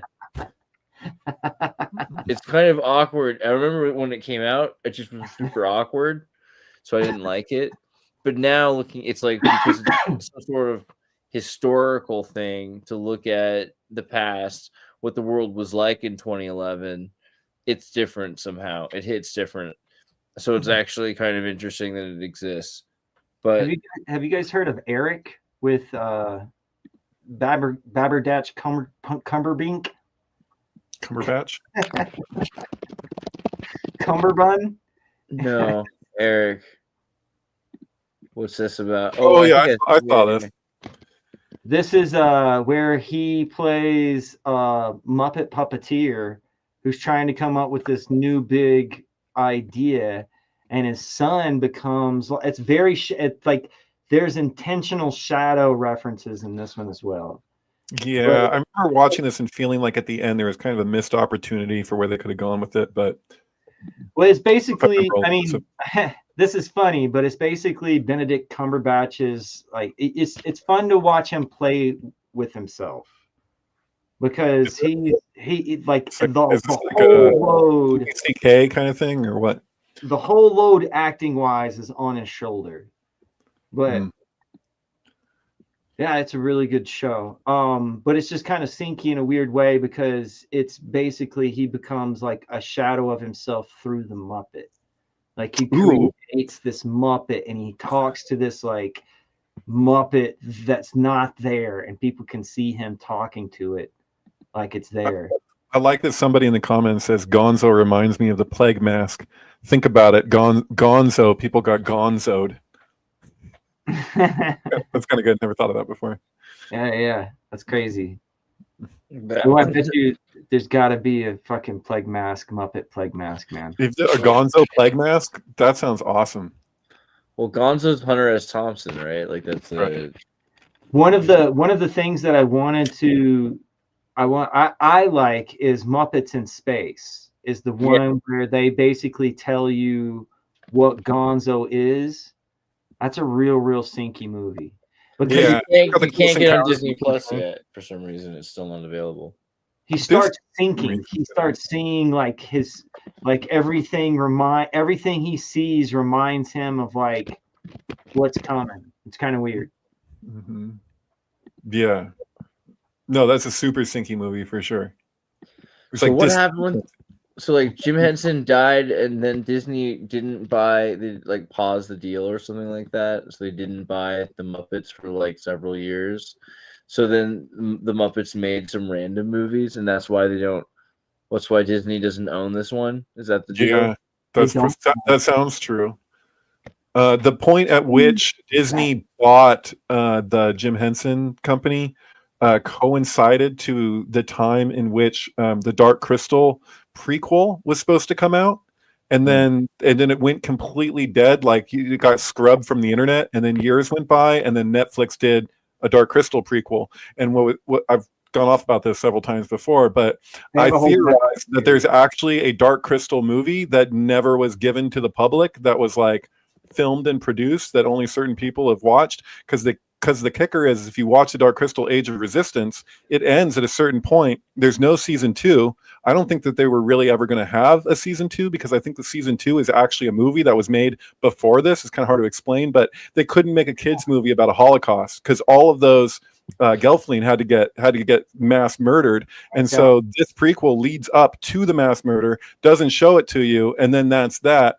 Whereas like this, I think that there's actually 3 Dark Crystal things. I think that there's this, and then there's a prequel movie that we don't get to watch, and then there's the Dark Crystal. And I'm pretty sure. Oh, this comes back to Conley. A Labyrinth. I'm pretty sure there's a Labyrinth sequel in the works. Really? I don't know if it's rumor or like the Henson Muppet practical effects Labyrinth. Are they going to bring back David Bowie digitally? I mean, it could happen, right? Officially in works. But Eggers, that means it's going to be incredibly dark and oh god. Is it really going to be Eggers? You're talking about the guy who did Lighthouse? What? Yes. Eggers. No way. Nosferatu.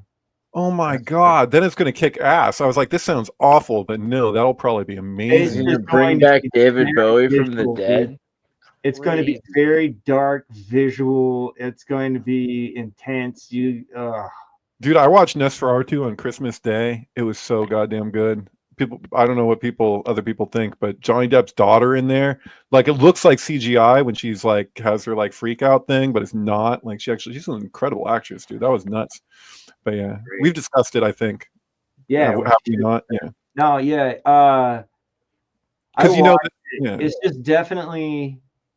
It's weird because it's so like you have the first off, I understand Eggers always uses Defoe, but you now have like Defoe playing every aspect of Nosferatu. You know what I mean? Like Defoe was in I think year 2000. They made the movie about the making of Nosferatu, where the guy's actually in real life a vampire. I'm pretty sure he's the vampire. Yes, he is.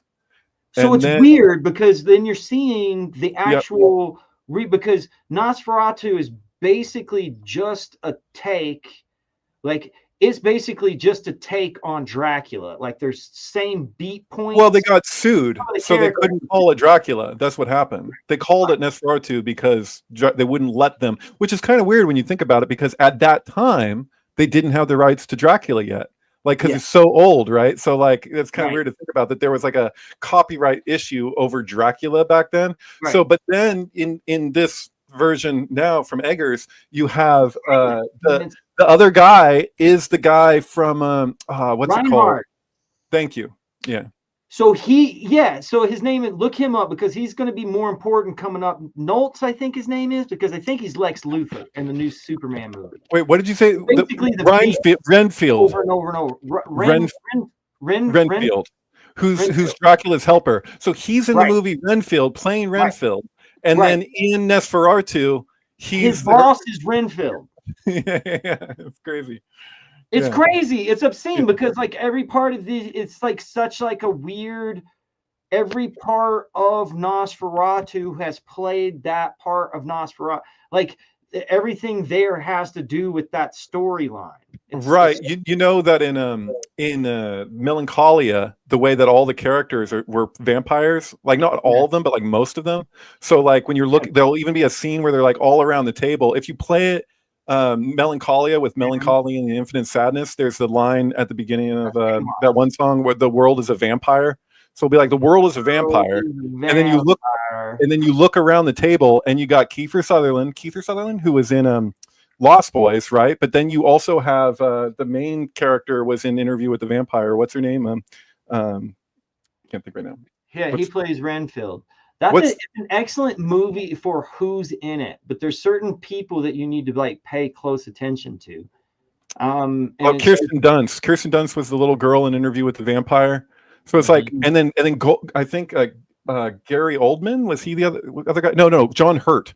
John Hurt was in some vampire series or something. I forget what it was, but if you look around that table, it's like everybody there played a vampire at some point or was in a vampire related film. So it feels intentional, like, because I think that's like that archetype casting. You know that Eggers freaking archetype casted that whole thing with Nosferatu. There's no question. John Hurst and Only Lovers Left Alive. There you go. But there's another vampire movie with Defoe in it. Like, if you look, it's weird though, because like Defoe, there's this one movie I watched where Defoe, I can't remember what it was called, but it was basically just a whole fucking different.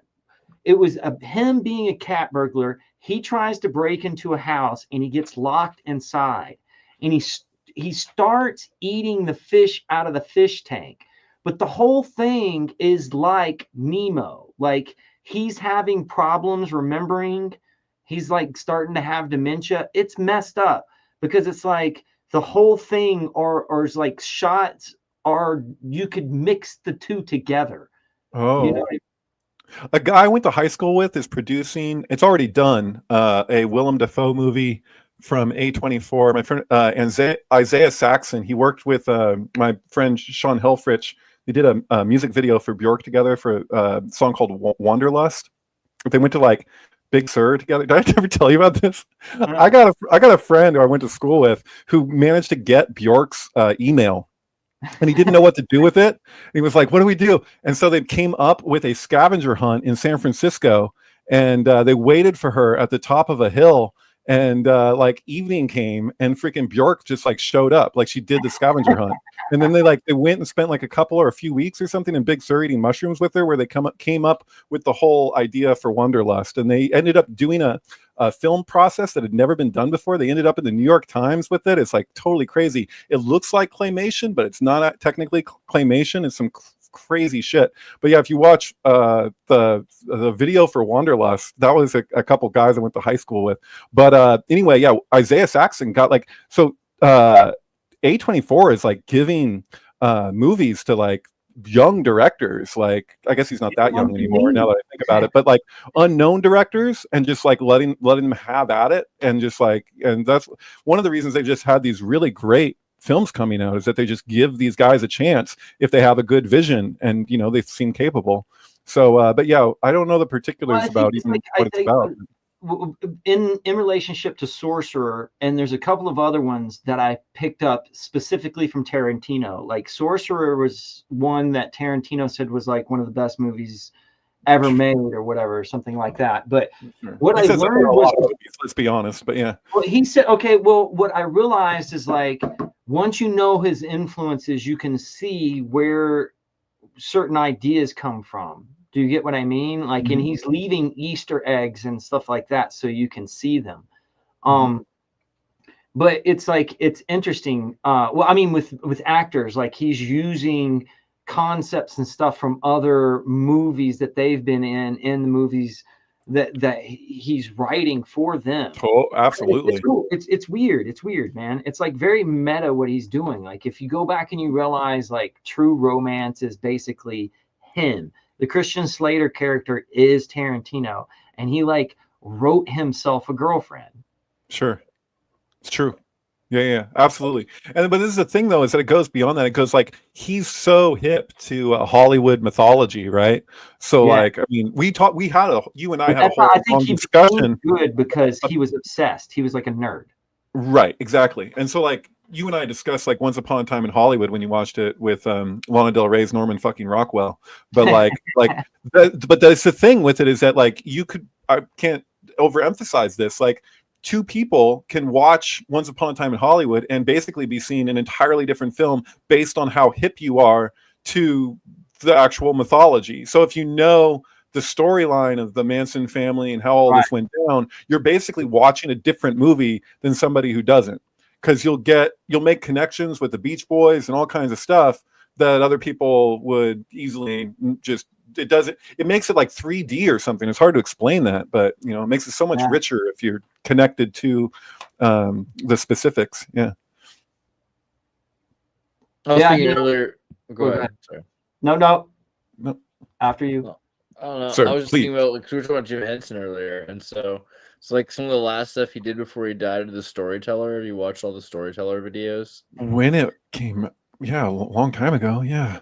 So these are crazy. The first one's got the 1984 guy, and then the second one has this very like weird "I'm about to die, I'm Jim Henson" vibe about Greek myths. But you know the very last thing he did, right? We've discussed this. Well, remind me. Israeli Sesame Street. Oh, right. Interesting. Well, I mean, okay, so there's a lot of weird symbolism in the labyrinth. Like Jim Henson can be really tightly hooked up to like MK Ultra and Illuminati. Sure. Oh, I'm sure Vigilant Citizen would go off about the labyrinth symbolism, with the stealing the baby and everything. But like Knights and Knaves, that's my favorite scene of the movie by far, because she figures it out. Yeah, exactly. Except it's like all like that the whole time. It's like way crazy. I don't know. I think it's easy to get there. I think it's easy pickings to get there. And it kind of, okay, so this is the thing. With Conley, one of the ways that I got the chat bot to kind of work her out is coming up with this thing I called like a sync actor's profile. And so I would like give it the actor, give it 3 movies, and then give it like, look for this concept. And I gave it like Dark City, I gave it Dark Water, and I think Hidden was to use the connotation of dark. And then I also told it to look for Akashic record. And it spit out all of this crazy in a show now called Dark Matter. Mm-hmm. Have you seen this? Like a whole series basically called Dark Matter, where there's like some guy who's jumping timelines. Very much like it all has to do with like memory. So it's very much in the same thread as Dark City. But with Jennifer Connelly, the ideas and the symbolism that the AI already crunched and came up with the series, then that series is out. Like I wouldn't doubt, I'm not going to compliment on the ability of the writers or take any credits away from them, but it kind of makes you feel like AI is already writing shit, bro. Right. There's also what you've put out online. It's not out of the question that it inspired something. I mean, I feel that way about Patricia Arquette in Severance, where she's driving the White Rabbit. Like, it's like, did Jake's video like make it to, Ben Stiller? And the main character of Severance is in The Bad Place, which is very, very similar to the concepts that are in Severance. Mm-hmm. Have you ever heard of The Bad Place? You mean The Good Place? The Good Place, which is really the Bad Place. But which is really The Bad Place, yeah. Into the Badlands. I didn't. Thanks, Kent. By the way, Into the Badlands. Have you seen that one? Right. I've seen Badlands, but you're talking about something else.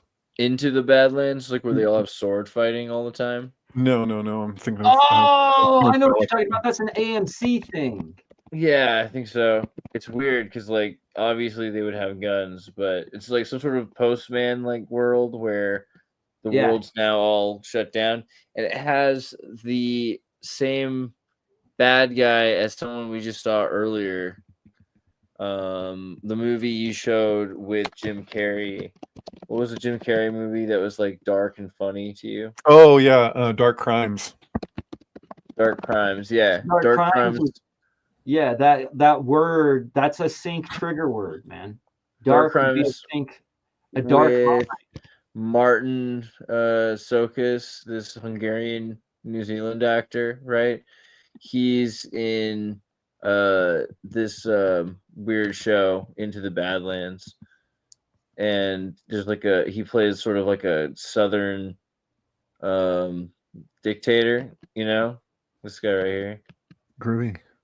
This series basically came out of the success AMC had with The Walking Dead. They basically funded this episodic series with. It's like Kung there's- Fu in Texas or something.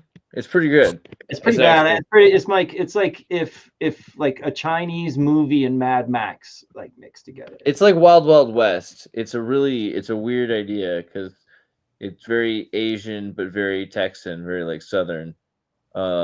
It's perfect, I guess. Though also it's like all American because of that, pretty much. Yeah, it's a weird one. So basically, The Last Samurai, right?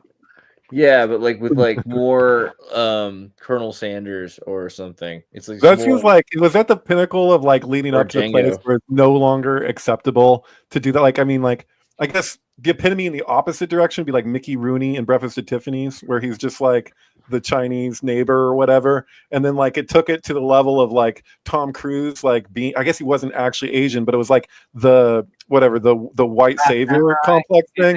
And then it's like, oh, who's the last samurai? Oh, well, it's Tom Cruise. You know, it's just like, I don't know. It's like they took it as far as they could, and then they're just like, no, it's like the pendulum. You know, it's like now everything has to tighten up, and you can't do anything like that at all anymore. You know, I mean, Assassin's Creed Shadows, right? Like they've got that video game where you can be in Japan, but you're a black samurai. You know, that's a video game. Yeah, I think in video games it's still like a little bit of the Wild West, right? Like, you know. I don't a know, lot of it's great. controversy on whether or not that's even a true legend or whatnot. Like there's some sort of propaganda going on with even. Oh yeah, it was totally made up, and it was only made up through Wikipedia. The whole reason that the company was able to cite it was Wikipedia, and somebody had written the articles as a lie so they could sell a book that they made up or something. Dude, did you guys?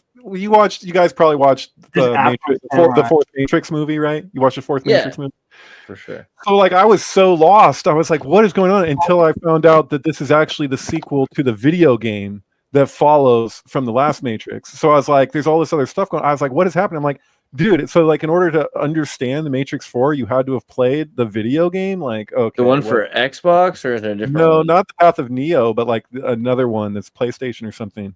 This came out in tandem with what we were talking about earlier, the Wick 4 and the Bill and Ted 2. Yeah, and Bill and Ted 2 is crazy because on the Bill poster, Ted 3, you mean? Bill and Ted 3? Yeah. Yes. Yeah, that's right.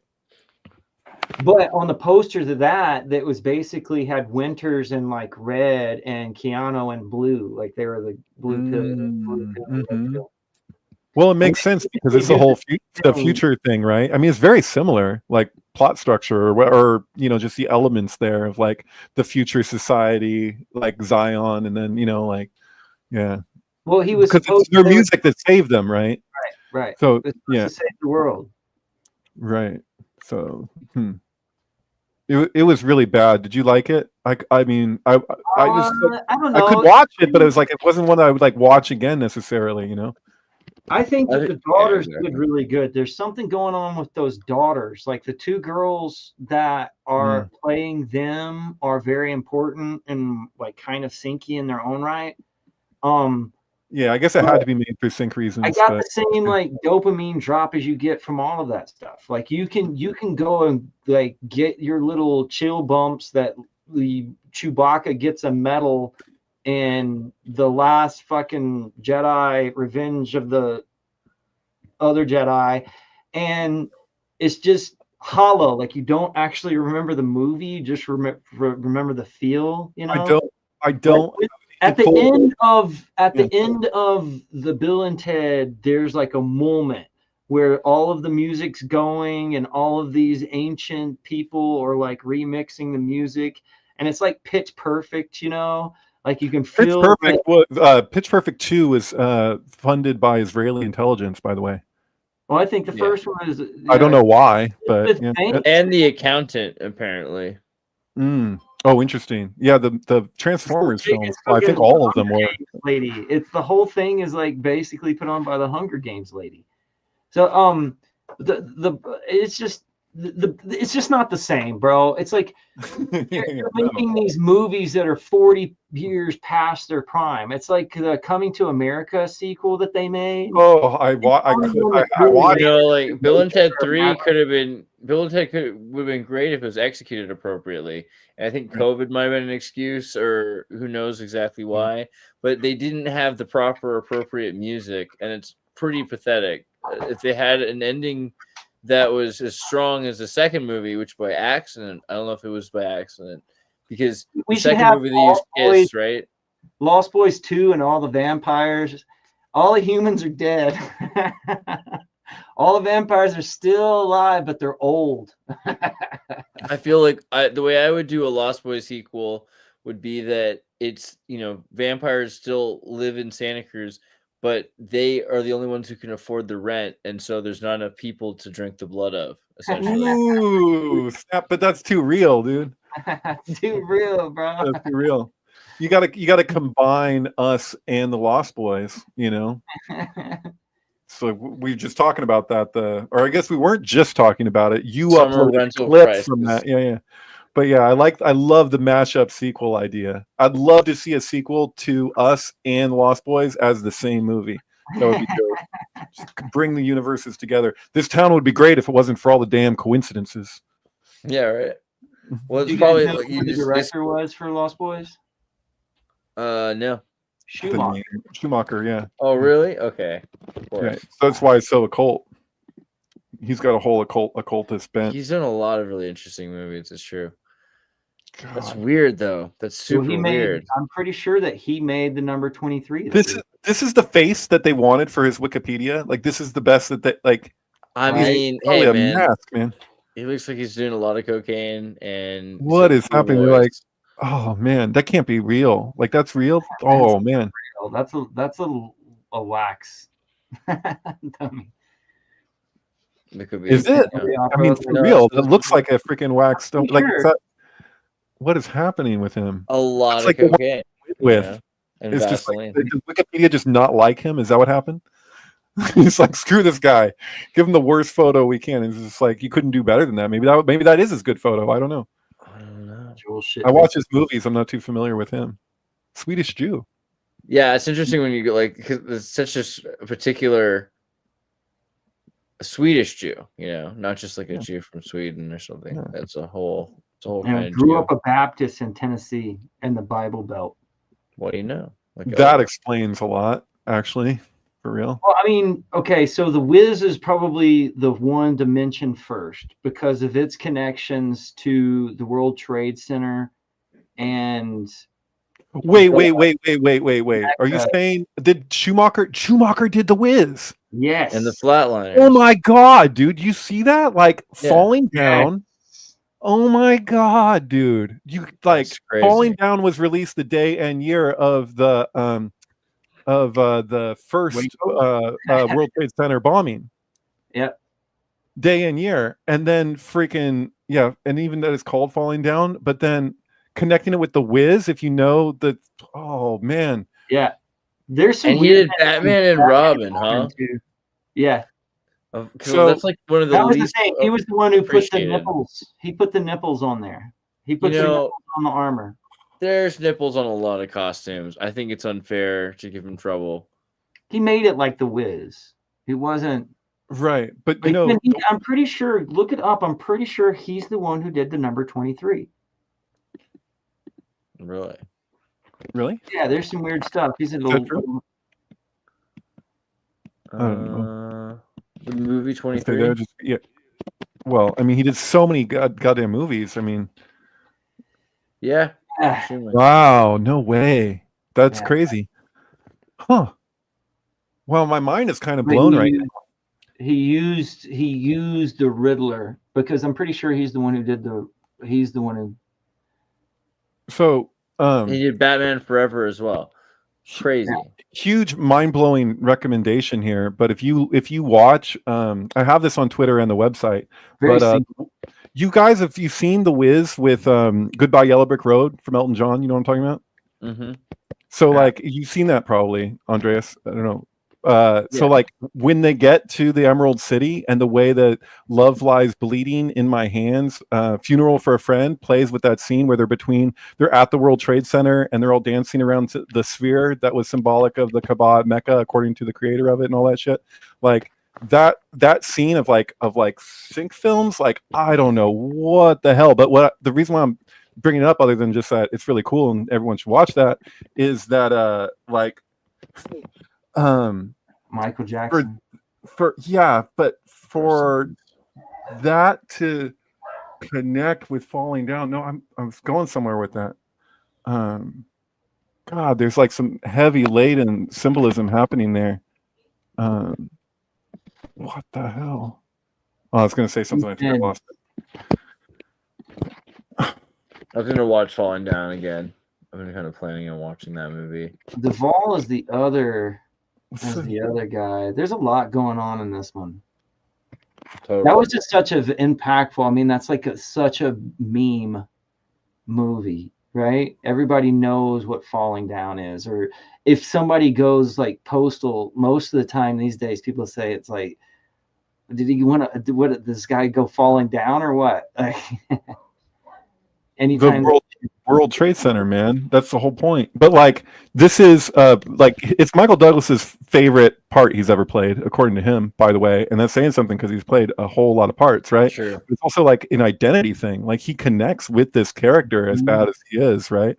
It's kind of a trip. Hey, when was the game? Okay, when was Falling Down made? 93? That's when it was? Yes. 93. Okay. It was the day and year of the bombing. Look up the game real quick. I think that's De Palma. I'm pretty sure that the De Palma is the one. Guy did Fight Club, right? No, it's Fincher. So it's a David. Oh, it's Fincher. 7. Yeah, never mind. Sorry. Crazy. Oh, it's a Fincher movie. And Fincher is doing the new Once Upon a Time in Hollywood. You know that? Where they're continuing the adventures of Cliff Booth. That's happening. Zodiac? And Girl with a Dragon Tattoo. Gone Girl. Fight Club. Fight Club, yeah. 7. He's a dark guy, dude. Social Network. Really precision, fast dialogue. Like smart, intelligent dialogue. Alien 3, dude. Okay, now the game. Monastery. Sexual repression. 97. So okay, Falling Down was 4 years later. I think that you could probably tie the game and Falling Down together. I bet there would be like syncs playing back and forth between those two. Yeah, I don't know. Oh, I guarantee it. I haven't watched. I remember the game. I think his brother was Sean Penn. That's right. It was. Did you say you saw Gone Girl? I haven't seen that. Is it worth watching? I used a lot of the Gone Girl, the soundtrack. I got, because to make sync videos not get pulled for music, I figured that I had to use soundtracks. And so I was listening to a lot of soundtracks when Gone Girl came out, and that's by Trent Reznor and Ross. It's basically a 9 Inch Nails soundtrack. Their soundtracks are amazing, and they're so like pace driven. Yes. That was the episode 8 of Twin Peaks, was the one with 9 Inch Nails. It's nuts. So I mean, like using them for the progression of like, bro, I bet you could play it on here, huh? And it not get pulled. I don't know. It's sketchy. But I don't know. Earlier, you brought the Matrix video game, and I was trying to find it, and I couldn't figure it out because the only ones I could think of was at the same time as the Matrix 4 movie came out and Bill and Ted, there was this Unreal Engine package that was the Matrix, basically. You know, you could play this, packaged version of the Matrix experience, a demo of the Matrix that came for free with your PlayStation or Xbox, or you could download the kit for Unreal Engine to work with. Is that what you mean? But like, what video game? I was just like, I was trying to follow it, and then I like had to like look up. I was like, why is this not following from the movie? Like, there seems to be missing context, and that was what was explained to me, that this is actually a continuation from a video game. Is this the game? Probably. Yeah, Yeah. but it's like a free demo. It's not really like a game. It's just this sort of like experience that came out at the time. Well, I theorized that the Wachowski siblings, their whole thing is like probably VR. Like that's probably their like whole turn on to like, because if you had access to like the most advanced VR technology, like how would like as like a super rich elitist Hollywood person, like yeah, it probably would make you like them. Like I don't know, it's like what I mean. Like you're putting yourself into another person. Like I could True. see that totally like impacting them in that way. Wow. Yeah. I So mean, you're saying so? Oh yeah, that's right. The game came out at like the same time, and there was certain crossover and certain storylines. So it was like they built in the movie to part of their simulation and gameplay. Like a Mhm. lot of games ended up having pieces of this experience because the models of the city maps and of these cars and everything, they end up in all sorts of games because they're allowed to just sort of package them like cloned assets, like Yeah. asset swapping. So it's like it's in every game that you might play in the future after that. But I don't know. The other thing with the Matrix 4 was that they were trying to make a movie using the name The Matrix without having anything to do with the Matrix. right, totally. That was the major With 'cause they Doogie knew Howser, that was they key. knew, yeah, He really they does a great knew job. that someone was going to make a movie with the Matrix title, and that it might as well be them. That it sort of starts with that point. He's And in then Gone Girl. Doogie Howser has a big role in Gone right, Girl. Oh, does he? I saw What is that his just actual there. name? Neil Well, Patrick Harris, Yeah, he's a Broadway guy, right? Like he's like and he's way. in White Castle, Mm. it's Doogie Howser. Starship Troopers. How I Met Your Mom was probably the thing that's carried him through the longest, because that's like probably a 10-year run. Yeah, it's true. Hmm. I don't know, dude. And all the people surrounding the new Buffy they want to do a renewed Buffy, right? A new Buffy that's Really? coming out. Yeah, and it all seems like it happened as soon as the actress Michelle Trachtenberger died. The girl from Yeah. all these other series like Pete and Pete and everything. She was Dawn in Buffy. She died, I and now think the green lights hit, there's something happening. I was talking about it recently, but the Dollhouse Severance connection. I could see Joss.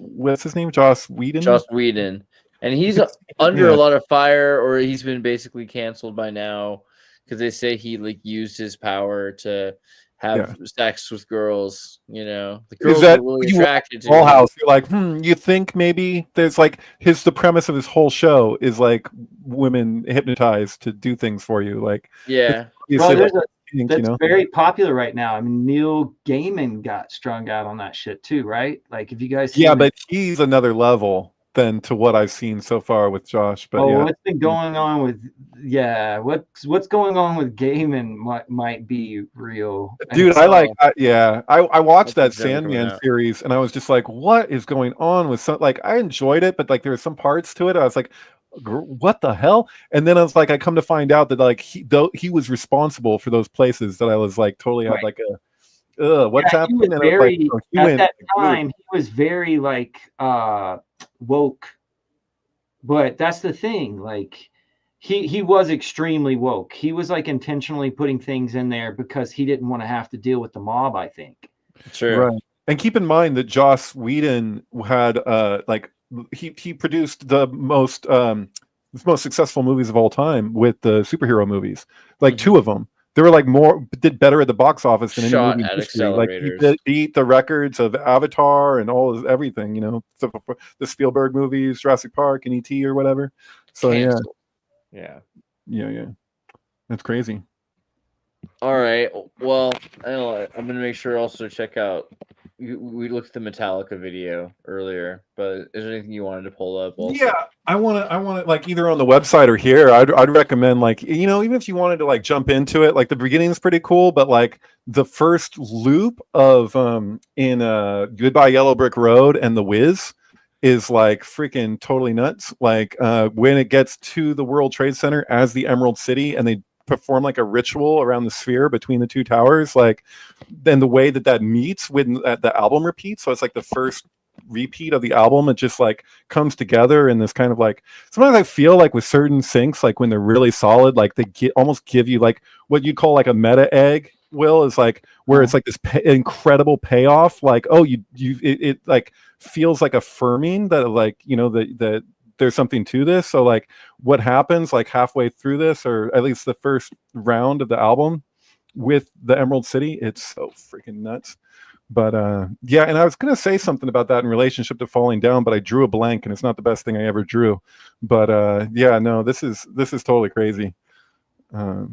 If you know Love Lies Bleeding in My Hands, and you see, like, if you listen lyrically to when he's talking about the bluebird on the telegraph line and implications of that as it relates to the Wizard of Oz, it's totally nuts. But yeah, I recommend that one. Legit. So I put up a copy. I retweeted it, so you can find it from my page. Goodbye Yellow Brick Road, Elton John with the Wiz. It was like a perfect. Perpetually spinning unless you watch it from the beginning, but yeah. I got it. It worked. But yeah, some good stuff there. Okay, also meta egg. You want me to like pull up anything for you? I mean, I was gonna tell you the Gone Girl soundtrack is on a video I did called "Introducing Viggo Mortensen." Oh, it's a great video to sing. If you like horses. Introducing. No, I don't think no, this one's not about horses. I don't think he isn't the horseman. Yeah, search on YouTube, go Introducing Viggo Mortensen. Viggo. Oh, you don't know. Mortensen. There it is, right there. It's 6 minutes long, and my narration to Gone Girl. But no, this one has, like, I lay out, because nobody knows that Andras Jones and Viggo Mortensen are in a movie together. So this would probably be a good movie sync video to combine with your other sync video about him and horses. No? With Viggo? Yeah, I mean, well, maybe that was just your Sync Summit speech. Is that what I'm thinking of? Or did you have, yeah, the thing about the horses with Viggo is he owns a ranch. Like, some of the things that he does with horses in his movies are put there because he's like kind of asking for it. Right. But then there's this whole other thing that has to do with horsepower. Mm-hmm. Like he's like a driver in a lot of stuff. Like in Green Book, I just watched Green Book and I was like, well, it's all over again. Like, but then the Man in Black, he's in Green Book. Ed Harris transfers over being a Man in Black, and then they're cowboys together where he's the black and he's in green. Like, it's wild, man. Wait, is he the guy's bodyguard or whatever in Green Book? Okay. Oh, far out.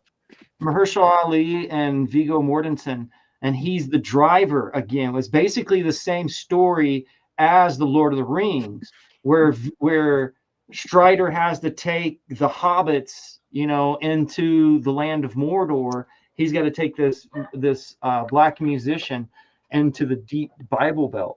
Oh, I couldn't help but see the Green Book as trains, planes, and automobiles, but yeah, especially with the ending. But yeah. Well, there's another it showed clips of it, but there's a movie with this I think it's called The Driver, that Viggo Mortensen does, like a TV version of it, where he's going across the four corners and they're chasing after this white hot rod that he's in. So it's basically has to do with horsepowers, or like the white horse or whatever. But then he does it again in some other movies where he's like a driver for the mob, and he's like, go talk to the driver. That's the driver. And then he's again, and it's just over and over and over. Did he do the remake of Vanishing Point? Or was he in that? Vanishing Point, that's the one it is. Yes. Yeah, totally. Yes. He is the driver in Vanishing Point. Yeah. Then in Hidalgo, which is just like a horse, so to speak. Yeah. Right. And in Hidalgo, that he's racing the horse, and they give him the four corners as like an amulet to wear. And a lot of the things that Viggo in different movies, he'll wear something around his neck. Most oftentimes it's like the St. Christopher charms, which is basically the story of the Hobbit. like Right. over and The ring. over. Like the baby, like isn't it Saint Christopher's is the one, or there's one saint where it has to do with the long journeys, like the saint of long journeys, but there's also a saint who carries the small person on his shoulders because across the river, and then the baby is Jesus, and he's like, you have the savior on your shoulders. But this whole idea of like this long journey or carrying this baby, there's it's over and over. There's a whole bunch of Cronenberg movies that he did. Is that flipping the symbolism of that's when I was carrying you? When there's He was in that Cronenberg. A history, was it Crimes from the Future? History of Violence, and then the other one was the Russian mafia one. So Crimes from the Future is a Cronenberg movie. Future Crimes from. Oh, I'm wrong. I'm thinking of Time Crimes. Totally different thing.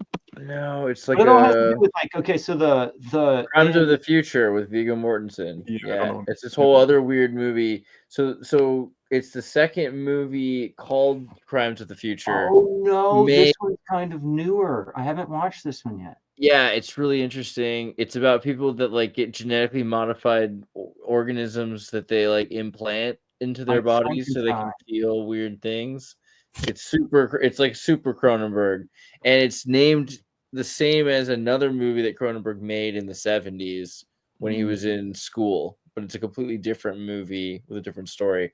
And also you should watch the original Crimes of the Future, because that's basically about COVID or something, but it's, you know, in Canada, in their college, and they're, because kind of like 70s Toronto was the future. Good luck to Canada. Blame it on Ukraine. Yeah. All right. But yeah, I'll see you guys next week. That was fun. Good to see you.